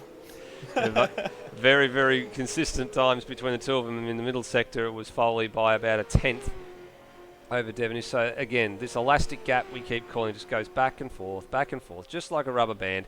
It doesn't get any bigger, it doesn't get any smaller. Foley with a 103.5 that time around, Devonish with a 103.5. We're starting to see the first of the second stoppers coming in. I think we've got 12th place Matt Williams in the pits. Correct. And 13th place is just behind him, Aussie so, come yep, through the pits. And a few others as well. Cam, actually I thought it was Cam Roach for a minute, but Matt Williams is on the move. And there goes Phil Boak. So now, yeah. Just quickly, I was watching Hathaway and Ross, and it looks like Hathaway's actually stretched the gap back the other way, but both of them are coming onto traffic. So I was thinking, if I was Ross, I might have pit them so that way I wouldn't have to worry about the traffic. But both of them have managed to slip through pretty well uncontested with the traffic. At the moment, it just seems to be Steve Burko that they've managed to get past. So the next one up the road for them is Brownie. So yeah, you're right. This will be the next question. When are they going to catch Brownie? And then a little bit further ahead of him, it's Rhodey. So I think we're expecting Ross in at this lap anyway, because it is lap 46. That would be a 25 lap stint. And we were hearing from some of the drivers that 26 is a bit hard to get to. No, he continues around again. Steve Burko comes in the background, so his teammate comes in. So maybe some communication between the teammates. Of course, both the Top Gear racing cars, the number 30 belonging to Zach Ross, and then the Starbucks car belonging to Steve Burko. But Ross's lap times, the last few laps, so it was on lap 41 he did a 3.6, then a 4.7, a 3.8, a 4.2, a 4.8, and a 4.4. So his lap times have gone away, and that was since he tried to make that move on Mitch Hathaway. So maybe he has gone into ultra conserve mode to try and stretch this middle stint as much as he can, because now we're at 24 laps to the end at the end of this lap. Which is starting to seem a little kinder for those, especially that left rear tyre. Yeah, the longer he goes, though, the worse it's going to be for him, because Phil Boak is behind by 8.5 seconds. He's just starting to take little small bits out as well. And the trouble for Zach Ross is he comes in now. So he's pulled the trigger, he's come in. So this is a lap later than we probably expected he would be in. Watch the wall there. That's a good job. And then Mitchell Hathaway's continued on. Right, so this is now where Mitchell needs to put the head down and do a really good in-lap and come in, cover it off, and then try and get back out in front. And he's not got anyone immediately ahead of him, so that's perfect for him. He's in clean air. He can just focus on his own things. He doesn't have to worry about traffic and having to negotiate anyone through this little bit of the race. So this is perfect for him. Because the traffic that they were about to encounter actually came in as well in the form of Brownie, so he came into the lane at the same time as Zach Ross did. So that actually opened up quite well for Mitchell Hathaway, because he would have had to pass Brownie on track had Brownie not come in. And now Zach Ross has got him in the lane. Now the question is, Zach Ross has managed to clear him, I believe, coming out of the lane. Or has he? No, he hasn't. So his actual fact, we go back to Zach Ross, he's actually come out behind that traffic that they were trying to pass. He's ahead of his teammate, which was fine. There was nothing wrong with that because he was already a lap down. But Brownie is about 5 or 6 seconds further up the road. So that's a bit of a loss for, I think, as Mitchell Hathaway pounces and seizes the opportunity and says, right, I'm in. And what was his sector times coming into that? So Hathaway 12.8 and a 12.8 and a 28.9. So not terrible, but here's where it's going to be. Zach Ross is coming around turn 10 now. And we've got a drive-through penalty for Matt Williams, but more importantly, Hathaway is going to come out, and he's going to come out just behind this gaggle of traffic. Is he going to slot in ahead of Turmo? Turmo lets him back in, and that's worked out very nicely for Hathaway. It's about a 4-second gap over Zach Ross. Yeah, he's opened that, so I think Zach Ross's in-lap was probably not the best either, and probably not his out-lap either. So Hathaway, despite the fact he's in a bit of a traffic sandwich now between Brownie and Turmo, that gap, you can see the big difference in that gap there. It's probably about tripled since they came in for their stops. So again, that's a win for Mitchell Hathaway and HDS. But he's going to have to be very, very careful here and pick his opportunity. Good move. Good decisive move down the inside at 6. So Hathaway's looking... So Hathaway was in 3rd before the pit stops. Now, Ross is coming onto the back of that traffic, which is Turmo and Brownie. So that's a bit of a gaggle that he's got to get through before he's on the back of Hathaway. Josh Ben is the next car ahead. He hasn't taken his second stop. He pitted on lap 26 along with Foley and Devonish. And they've all gone around again, I think. So Foley's gone around now. Devonish is coming in. So Devonish is going to come in a little bit early. So this is lap 50. So this is going to give him a 21-lap stint to the finish. Foley did 26 laps on his first stint. So we kind of expect if he's running to that figure, he'll probably do 51 or 52. And then he'll have a pretty short run to the end, just a 19-lap run. So Devonish is in. What's Phil Boak going to do? Is he going to come in this lap? Because we tend to see that the Red Bull PBF guys don't want to come in at the same time. They try and stack the cars and do them one lap at a time just to make sure there's no silly business going on in the pits. But Phil Boak's going again. So Phil Boak goes up into P2 provisionally. And I just saw the little cog. Yes, I did. So it looks like he might be potentially in this lap. So Ben's just come in. Oh, that's big. That's huge. That is massive for Will Devonish. That is not what he wanted at all. Ouch. Ouch. That is a big swing in this championship. And not only that, that will be interesting to see where he comes at in relation to Mitch Hathaway and Will Devonish and Zach Ross. So Hathaway is just down at turn 1, 2, 3 and just swinging through 4. Devonish is about halfway down the straight. So this is going to be very difficult for Devonish. He's probably going to come out between Mitch Hathaway and Zach Ross and also right into that lap traffic. Yeah, that's pretty rough. Oh, that's really rough on Devonish. I even think he'll come out a bit further back. It is only 8 seconds behind him to Mitch Hathaway. So, and have we lost Hathaway? Oh no, Ross has blown the engine. Ross has gone straight through at turn 5 and he's just cooked the engine. Yep, there it is. Entirely. Flames from the back of that car, and that's the second time we've seen that car on fire. So that's really a gift. We'll come back to that real quickly. What's happened to Devonish? He's serving the penalty right now, and Hathaway goes through. So that's 3rd place for Mitchell Hathaway, which will become a net 2nd. Let's go back to Zach Ross and see if we can pick up what exactly happened on the replay. He knew he'd done something wrong. He was already off the track on the run down to turn number 8. So he'd obviously blown it on the short shoot out of 6 through 7.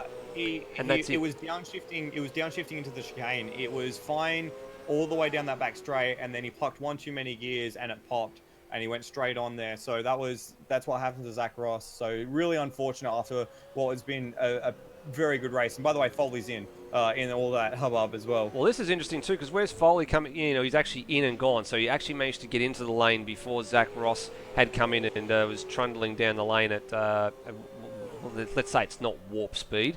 It's just a snail's pace. But I'm sure there'll be a few Kiwis in the crowd looking for their marshmallows with the fire that's coming out the back of that car. Great call. Point of interest for everyone, on their in-laps, Will Devonish and Brendan Foley had identical sector times, both of them a 12.8 in the first sector and a 28.8 in the second sector. So how is that for parity and equalization? between the two cars. Even though Devonish has had to serve that drive-through since, still, I think that's just a very nice little parallel of performance. It sure is.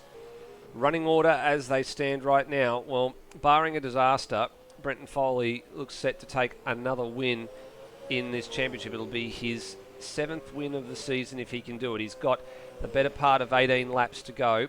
He's done both his stops, and he has pretty much led this thing from start to finish. I don't think he's actually been in the pits and lost a lap at all. No. He's done really, really well, and the only accolade that eludes him at the moment is the fastest lap. So if he can do it, it would be a grand slam. We nearly saw it happen in the ARW 3 Hours of Suzuka, where the only thing that the race department team of I can't remember the names now, actually, Perotti and Benetti didn't get for the whole time that they did was the fastest lap of the race. They led all of the 98-99 lap duration, but didn't get the fastest lap. So that'll be the accolade that Foley's trying to wrestle away from Will Devonish at the moment. Important championship implications. Sorry to just cut in on top of you there. Because Zach Ross has now DNF'd, it's given another position to Phil Boak. Now, I don't think he's taken his second stop yet. No, he has taken the second stop. He came in before Foley. He was a lap before Foley. Okay, well, now that puts him into 4th place. If I just do a quick little bit of maths, we're doing feature race sort of points. 300, which is the 300 points for the race win, if you're looking at the mathematics there, Michael. But one thing, while you're looking at that, the one thing I want to bring to everyone's attention is don't rule Phil Boak out for a podium just yet. He's only 3 seconds in arrears of Will Devonish. He's unfortunately got a bit of traffic to contend with. If it's kind enough to him, at the start-finish line, it's dead on 3 seconds. It's come down from 3.1 at the start of this lap. He's done a 103.3 to Devonish's 103.3, so it's just come down ever so slightly. But don't rule out a last-minute charge if Phil Boak can get his skates on, and maybe a couple of mistakes here and there from Will. There might be 2 PBF cars on this podium. So at the moment, live gap between Phil Boak and Brenton Foley in the championship is 171 points. So it's a 60-point swing at this stage.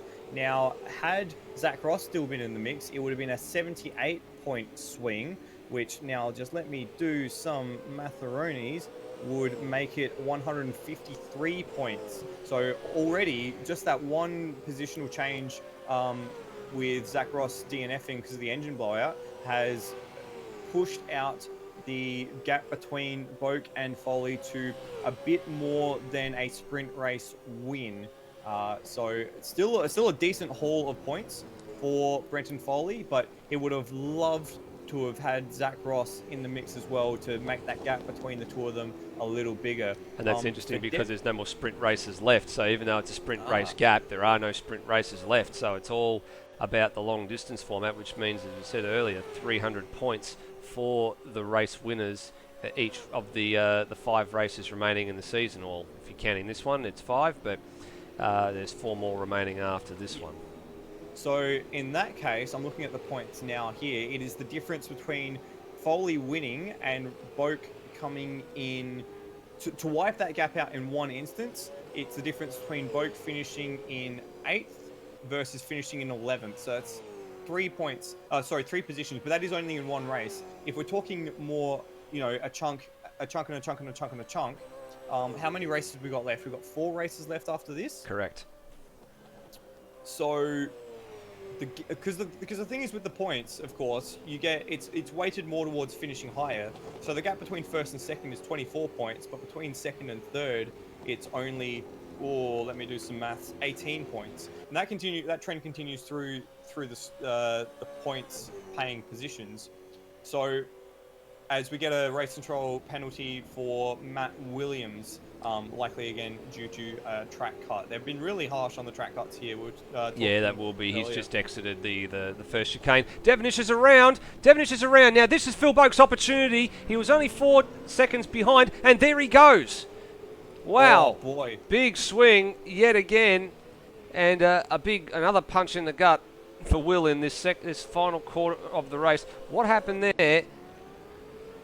It looks like he just got a little bit hot into turn 6, took a bit too much curb, actually just lit it up too early, just didn't progress the throttle as cleanly as he wanted to, and the back end of the car just came around because he's got fairly good tyres on that car, and that would have been the right-hand side of the car that would have been carrying the weight at that particular point in time, but just didn't progress the throttle well enough. And as I say in the motor racing, you just want to go from your dead throttle to 25, 50, 75, 100% just in a nice smooth motion. You don't want to just lump your foot down on the pedal like it's a little bit of a lead weight. And looks like he just gave it a little bit too much curry there at turn 6, but he's not wasting any time. He's having another look at the back of Phil Boak here, but he has locked it up down into turn 6. And this has got, well, I wouldn't say aeroplane crash written all over it, but you're going to have to be careful into some of these braking zones. And they've got a little bit of lap traffic to contend with as well with Rhodey. Big trails of smoke from the back of the 015 PBF car as well. And the lock up into turn number 8. As Matt Williams picks up another penalty. That'll be for serving his penalty, yes.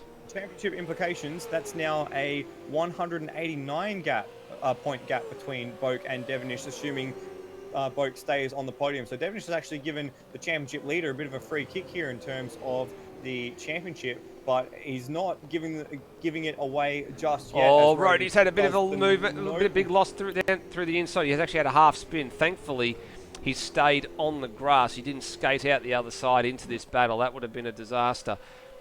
But thankfully, the race leaders have managed to get past him unscathed. Devon's having another bit of a look. Different contrasting lines into turn number 5 and 6.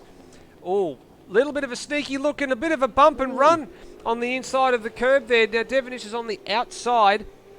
And Boak escorts him over. Yeah, just escorts him as far wide as he's legally allowed to go without making his... Boak's just a little bit taily off the turn 8 as well. Is Devonish going to set him up? Possibly going to set him up for turn 1. It would be brave to set him up for a pass in here, but he goes down to the inside. Oh no, this is... And he spins, it's a big spin. He holds it. Oh, stay out of the wall there. Oh, that was terrifying. I did say just a few moments ago that this had aeroplane crash written all over it, and we very nearly had one. Have a look at this again. Let's go back. Let's have a look at Will Devonish here, because how on earth did he stick this up the inside? Oh, there was not a lot of room there at all. I think the stewards would be having quite a word with Will Devonish after that one, because that is not a passing opportunity. And the fact that Boak somehow A, didn't flip over into the crowd, and B, didn't make contact with the outside wall is just astounding to me. That's scary stuff. That's absolutely scary stuff. I've seen people get extracted on stretchers after tags in that corner. I think the stewards will be having conniptions more than just a word. I think that they would have something would have tightened up very, very deep inside them when they'd seen that. I thought they would have, they would have wanted to do something else. But that was, as I said, that was very nearly an aeroplane crash. Thankfully, Boak's managed to counter steer the right way and keep it pointing the straight and narrow.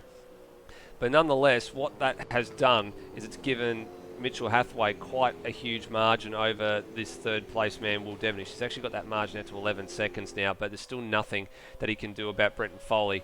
Foley's out to a margin of well over 20, closing in on 25 seconds now actually in the race lead, and quite well in control of this race.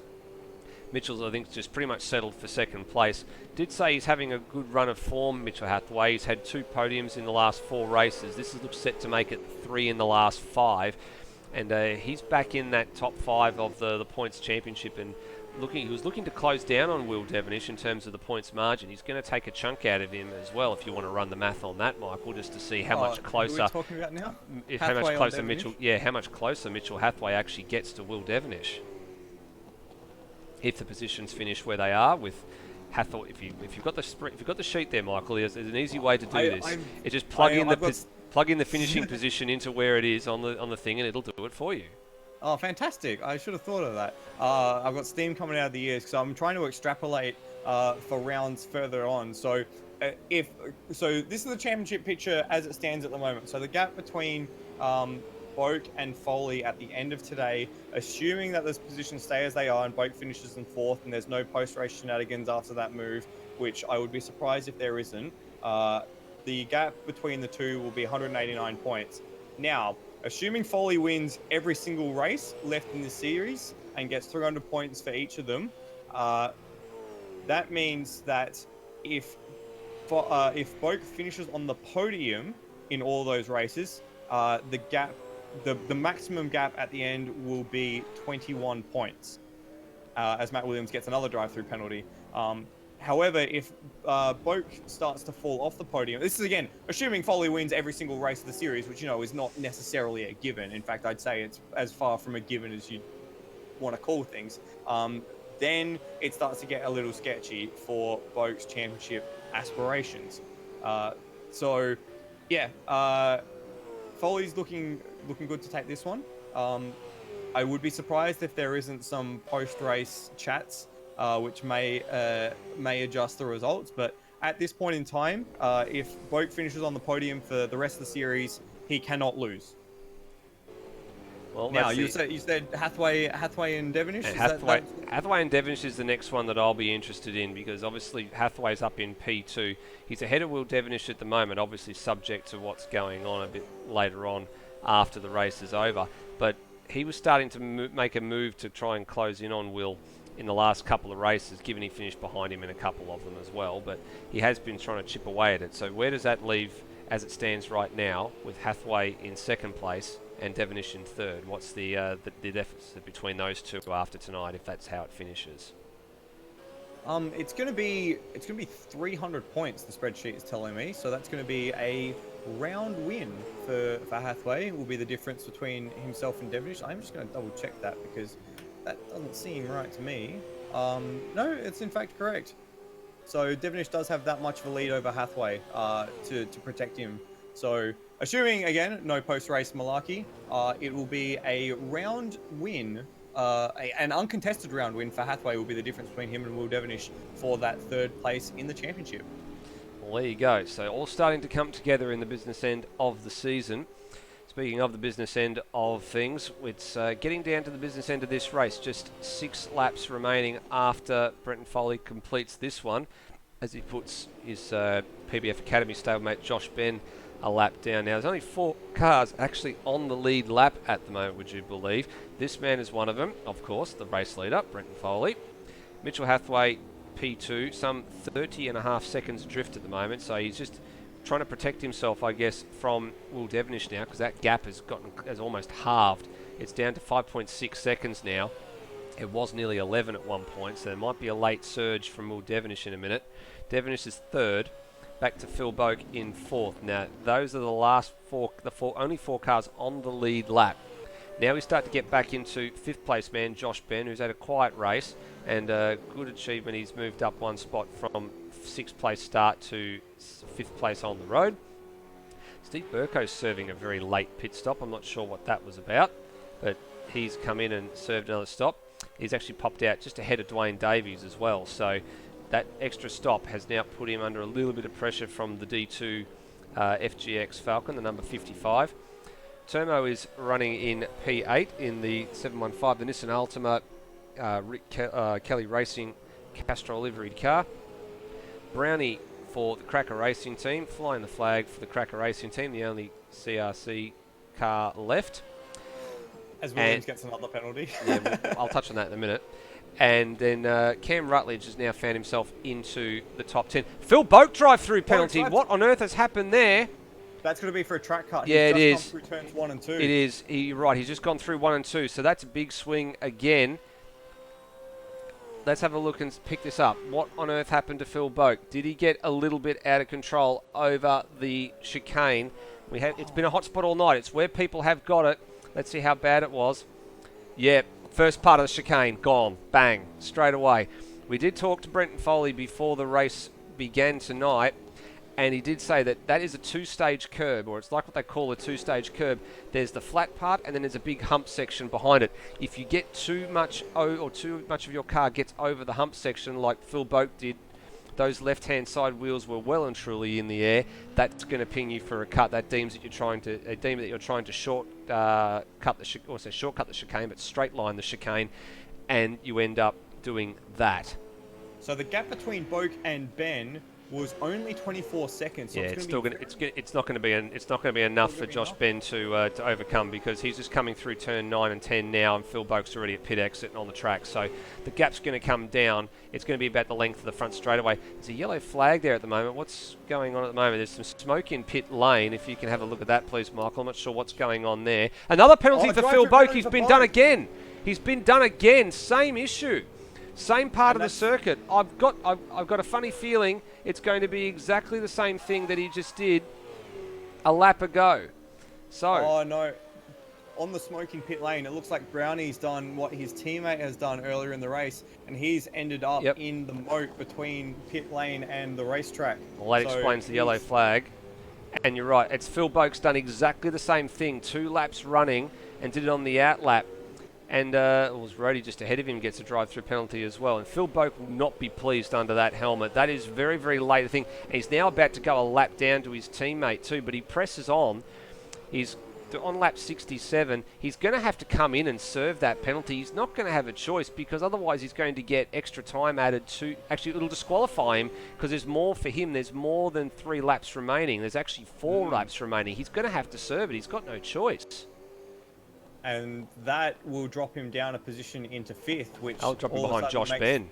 Yeah, it makes the championship picture again just another little shade to add to this race. And this is what I was saying at the very beginning. Don't be surprised to see people make mental mistakes, because both of those track cuts for Phil Boak, they weren't him getting out of shape through turn 1. He just got the entry wrong. And this has been a long physical race over these bumps in turns 1 and 2 and through the back end of the circuit.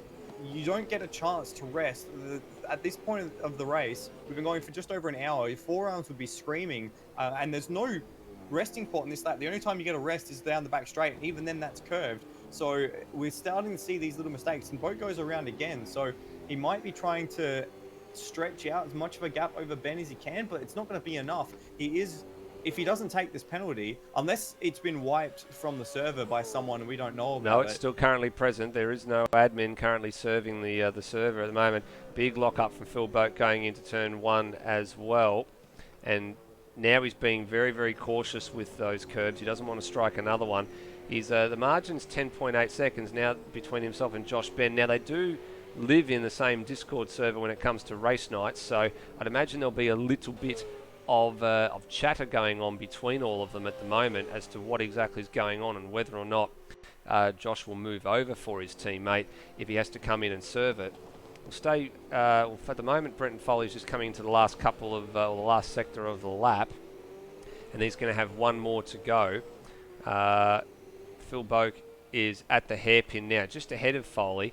Now, I'd expect him, if he doesn't come in this lap, he's going to have to go the next lap. No, in this lap.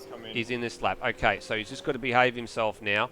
Get it in, get it stopped, do the speed limit, and then just come out, and it's for the next it's only going to be 1 lap for him, because Foley's about to commence the last lap. He's now gone a lap down. Josh Ben's coming around the main straight now, so there will be a change in position here. It'll put Josh Ben up into P4, which is a season high for him. And then behind him, yep, there he goes. And then Phil Boak is actually quite some margin behind. He might actually be... Oh, no, there's the next car behind him is a lap down, it looks like, in Steve Burko. So that's a fair gap, and not a gap that I was expecting, but he's pretty safe from falling any further down the order.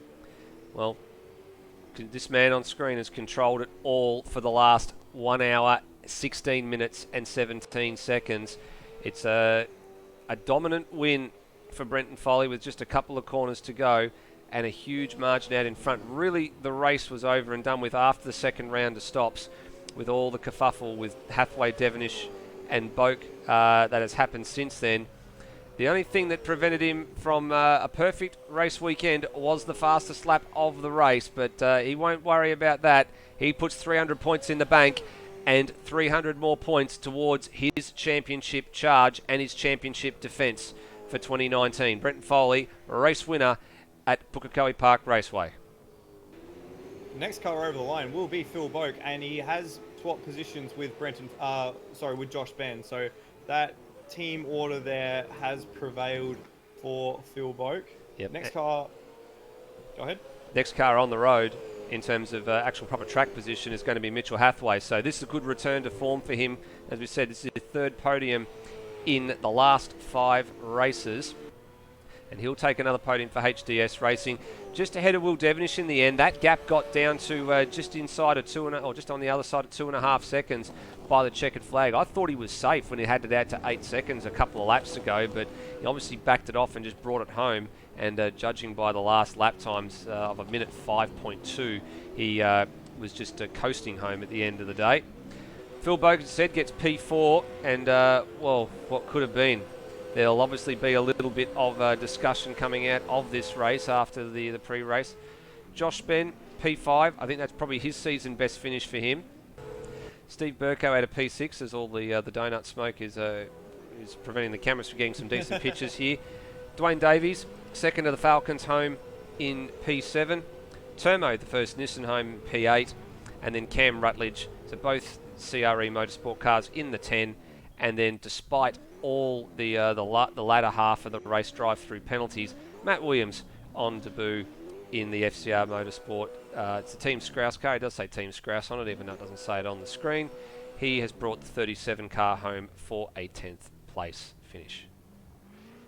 What a race from Foley! Just from the moment we started the race, started the 71 laps, he controlled every single aspect of that race. He cracked it out to a 2.5 second gap on the first lap, and from there he just wasn't challenged at all, and ended up taking the win by 39 seconds, which is an outstanding result for Brenton Foley. Yeah, dominant win in the end, and as we said, the only thing that he didn't get quite right this race weekend was he didn't get the fastest lap. He did everything apart from the fastest lap, and that's the last thing you need for the Grand Slam. That won't bother him though. The race win and the 300 points is what concerns him the most. But Michael, you've got him there. He's a very, very happy man at the moment. Yeah, I bet. Brendan Foley, fantastic race from you. We were just saying, from the very moment we started this race with that whole shot, you controlled the race and you were never challenged. Congratulations. Thanks very much. That was pretty much the plan. As soon as I saw that I had just a little bit of a gap and I was away from the battle, I knew I need to absolutely utilize those laps and build a bit of a gap while everyone behind me battled away. And then from there, it was just managing the gap and keeping the tyres controlled, even though they were wearing quite a lot. But I was just managing the car, keeping it nice and clean, and it's really good. PBF gave me a rocket. Yeah, it never looked in doubt. You looked pretty solid the entire way through. Just to mention on those tires, you were saying before the start of the race that the left rear gets an absolute slamming around here. Did you find that having the clear air at the front of the field made it easier for you to manage those things? Heaps easier, because I didn't need to battle anyone or make any dives or get any, like, try and outdrive anyone off a corner or anything like that. I could just make sure I made sure I didn't get any wheel spin, controlled it, and I went from there. Fantastic. So big 300 points in the championship for you, because we're doing the feature race for this weekend. That actually puts you only 171 points behind your teammate and at the leader of the championship. Are we starting to think championship now, or do we still look towards the next few rounds as big events to try and take a win at? Definitely want the win at Bathurst. Won't be thinking championship there, but in the back of my mind, I definitely want to keep chipping away at it. I'm pretty sure from here I have to win most of the races to even get close. So definitely not for Bathurst, but every other race I will be. Fantastic. Congratulations on your race win tonight, Brenton Foley. Thanks very much. Second place tonight was Mitch Hathaway. Mitch, your first stint, you kind of lucked out into a very good position from, I think it was third on the grid, ended up in second place. How did you go about managing that first stint of the race? Yeah, I actually got pushed back to fourth. I think Boak had a mad start, then got stuck behind him for a little bit and had a big dive at turn one. I think my car setup was absolutely shocking tonight. So, yeah, just try and keep it on the track. And you know it's going to be a long race, so don't try and push too hard at the first start of the race, and try and get as much clean air as you can. Yeah, fantastic. Yeah, it was a second place for you in the end. Do you feel like you locked into that position at all? No, I'm pretty lucky. I think Devonish must have had a few incidences towards the end. I had to fuel save for the last 5, 6 laps, so I'm pretty lucky. If Devonish obviously didn't have a few mistakes, I would have been in P3, I imagine. So, no, I'm quite surprised to get P2 tonight, but I'll take it. Fantastic. And we just noticed you in the middle of the race having a pretty heated battle with Zach Ross. Any comments on that from you at all? Yeah, Zach did really well tonight. I was really worried about him the whole race. I wasn't too worried about Devonish and the split between him. I was more so focused on Ross, and then saw his car on fire. So that's unfortunate for him. But yeah, he drove really well tonight, and he really should have got a podium, I reckon. Yeah, fair enough. Unfortunate for Zach, but good for you in the end, second place. That brings you just 300 points behind Devonish in the championship. Are you going to be trying to chase him down for the last few rounds? Yeah, bring on Bathurst, I say. Fantastic. Congratulations. And third place tonight was Will Devonish. Will, you had a bit of a shocker at the start. What happened there? I had a shocker all race.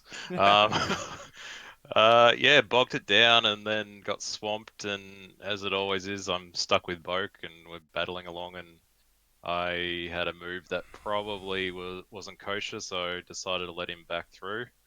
Um, and then, yeah, soldiered on. I had a really good setup in the car, but just couldn't do anything with it. And that last stint, I was pulling out qualifying laps and just was pushing way too hard and had two incidents. So yeah, unfortunate. If I had kept it together, I reckon I could have caught up to Foley, but I don't think I could have gotten past him, unfortunately. Yeah, you and Foley were probably the two fastest cars on track for the most of the race. Let's talk about some of those incidents in that last stint. Firstly, the drive-through penalty, was that for track cuts or was for the speeding in the pit lane? Well, I've got a button box on my wheel, and the buttons are starting to get a bit dodgy. So I clicked the speed limiter, and I heard it click, but it actually clicked off at the same time. Oh no. So I've flown into the pits at 100, and yeah, that was frustrating. Yeah, that's a fair shame. But that did put you just in a battle again with Phil Boke. Talk us through that little bit of argy-bargy at the back end of the race. That run through the chicane, through the hairpin, and then that last corner. What happened there? So we had the chicane. He pulled up quite hard, and I bumped him, so I found the throttle to let him back through a bit. And then he had a terrible run off the hairpin, so I was up alongside him. And he's moved over a bit, and I'm past the B pillar, so I wasn't letting go either. So just that little bit of contact, and unfortunately the whole race it was me and Boke just bashing into each other. Yeah, you're both pretty lucky to escape out of that alive, if I'm honest. At the end of the day, though, third place. So, you know, not as good as it could have been, but all is not lost. You go into Bathurst, still third in the championship, still in the battle with Foley and Boke. Are you confident heading into the big Enduros? Yeah, well, I do like the longer period races. Bathurst hasn't been a lucky track for me, but I'm fast there, so I think I just need to pull my head in and focus on championship over just getting a fast car on track. Fair enough. Okay, congratulations on your third place, and Nether, back to you. Thanks very much, Michael. Good to hear from the top three there. Good to hear that they've all had their fair share of battles over the course of the race, and all in the case of Brenton Foley, a very, very easy night out in front for when he pretty much got his nose in front and never looked back. But the upshot of that is that he takes his 7th win of the season, and it moves his deficit to his teammate now down to 171 points. So after it had blown out from the Calder Park event, he now starts to wrestle the advantage back. Devonish has lost a little bit of ground to Foley, but there's still plenty of time to go. Still 4 races remaining. The real battles are starting to close up a bit further down the order. Termo's managed to eke out a bit more of a margin over Cam Rutledge for 5th and 6th. That's actually not 100% for overall finishing positions, because Termo's in the Pro category, Cam Rutledge in the AM category. And Brendan Ross has suffered a little bit as a result of that. He's actually dropped a lot further down the order. He was a lot higher up. He was up around the P6 mark. He's actually gone backwards to P8 with his DNF tonight, and that's actually falls behind Steve Burko. So he's behind 2 Pro-Am guys in the battle for overall honours. But that is how the cookie crumbles sometimes, unfortunately. Just a reminder that it's a little bit different coming up for the next round of AMS Oz Super 2. It's the Bathurst weekend, so there's a little bit of a different schedule. The schedule looks a little something like this. So it's done in 2 parts. As you'll remember from our race calendar, the race itself is on the 17th of October, Thursday the 17th of October. But the week prior, on the Thursday, the October the 10th, it's all about the qualifying and the top 10 shootout. A little bit of a different qualifying format. We're going to go with a 20-minute qualifying session, so it's an open session. You can do as many or as little laps as you like. No restrictions on the amount of laps for that particular 20-minute qualifying session. And then the fastest 10 guys out of that 20-minute session will be retained in the server, and then we will have a proper style top 10 shootout. Much the same as the supercars do in the real life. You get them out and all to yourself for your flying lap. And then the Thursday, the 17th of October, the 1-hour practice and the warm-up session, and then the big one, the big 300-kilometre race, 49 laps. And in both those broadcasts, we'll pick up the action just on the last couple of minutes of the practice and warm-up sessions like we usually do, and then we get straight into the business. Michael, digest this evening. What do you think lies ahead for the next 4 rounds? Well, I think Brendan Foley's done a great job at starting to peg back his championship battle. He was untouchable tonight, and I think him and Devonish clearly had the fastest cars on track. But unfortunately, a bit of a scrappy night for Devonish put pay to his chances at winning. I think the biggest shock of the night is how much Boak struggled, and to call in team orders with the sister team in order to grab one position. It's like we see it happen in the main game, but it's still not something you really want to have to rely on at this back end of the series. So all in all, very exciting stuff, and a lot of interesting permutations as we head into the big races of the V8 calendar. Yeah, the big races of the V8 calendar coming up in 2 weeks' time for the qualifying, or 3 weeks' time for the qualifying, and then 4 weeks' time for Bathurst. And then after that, as you take a look at the Super 2 race calendar, still got Sydney Motorsport Park, which is obviously doubling for the Gold Coast 600 in real life, and then off to Sandown, and then finally at Oran Park, which Oran Park deputising for the Newcastle, or the lack of the Newcastle Street Circuit in AMS. We'll leave it there for the night. Thank you to Michael Zalavari for admirably filling in for the absent Hans Brunswick for this evening. My name's Steve DeVries, aka Nether, and as always, please drive safely, and we'll see you next time. Bye for now.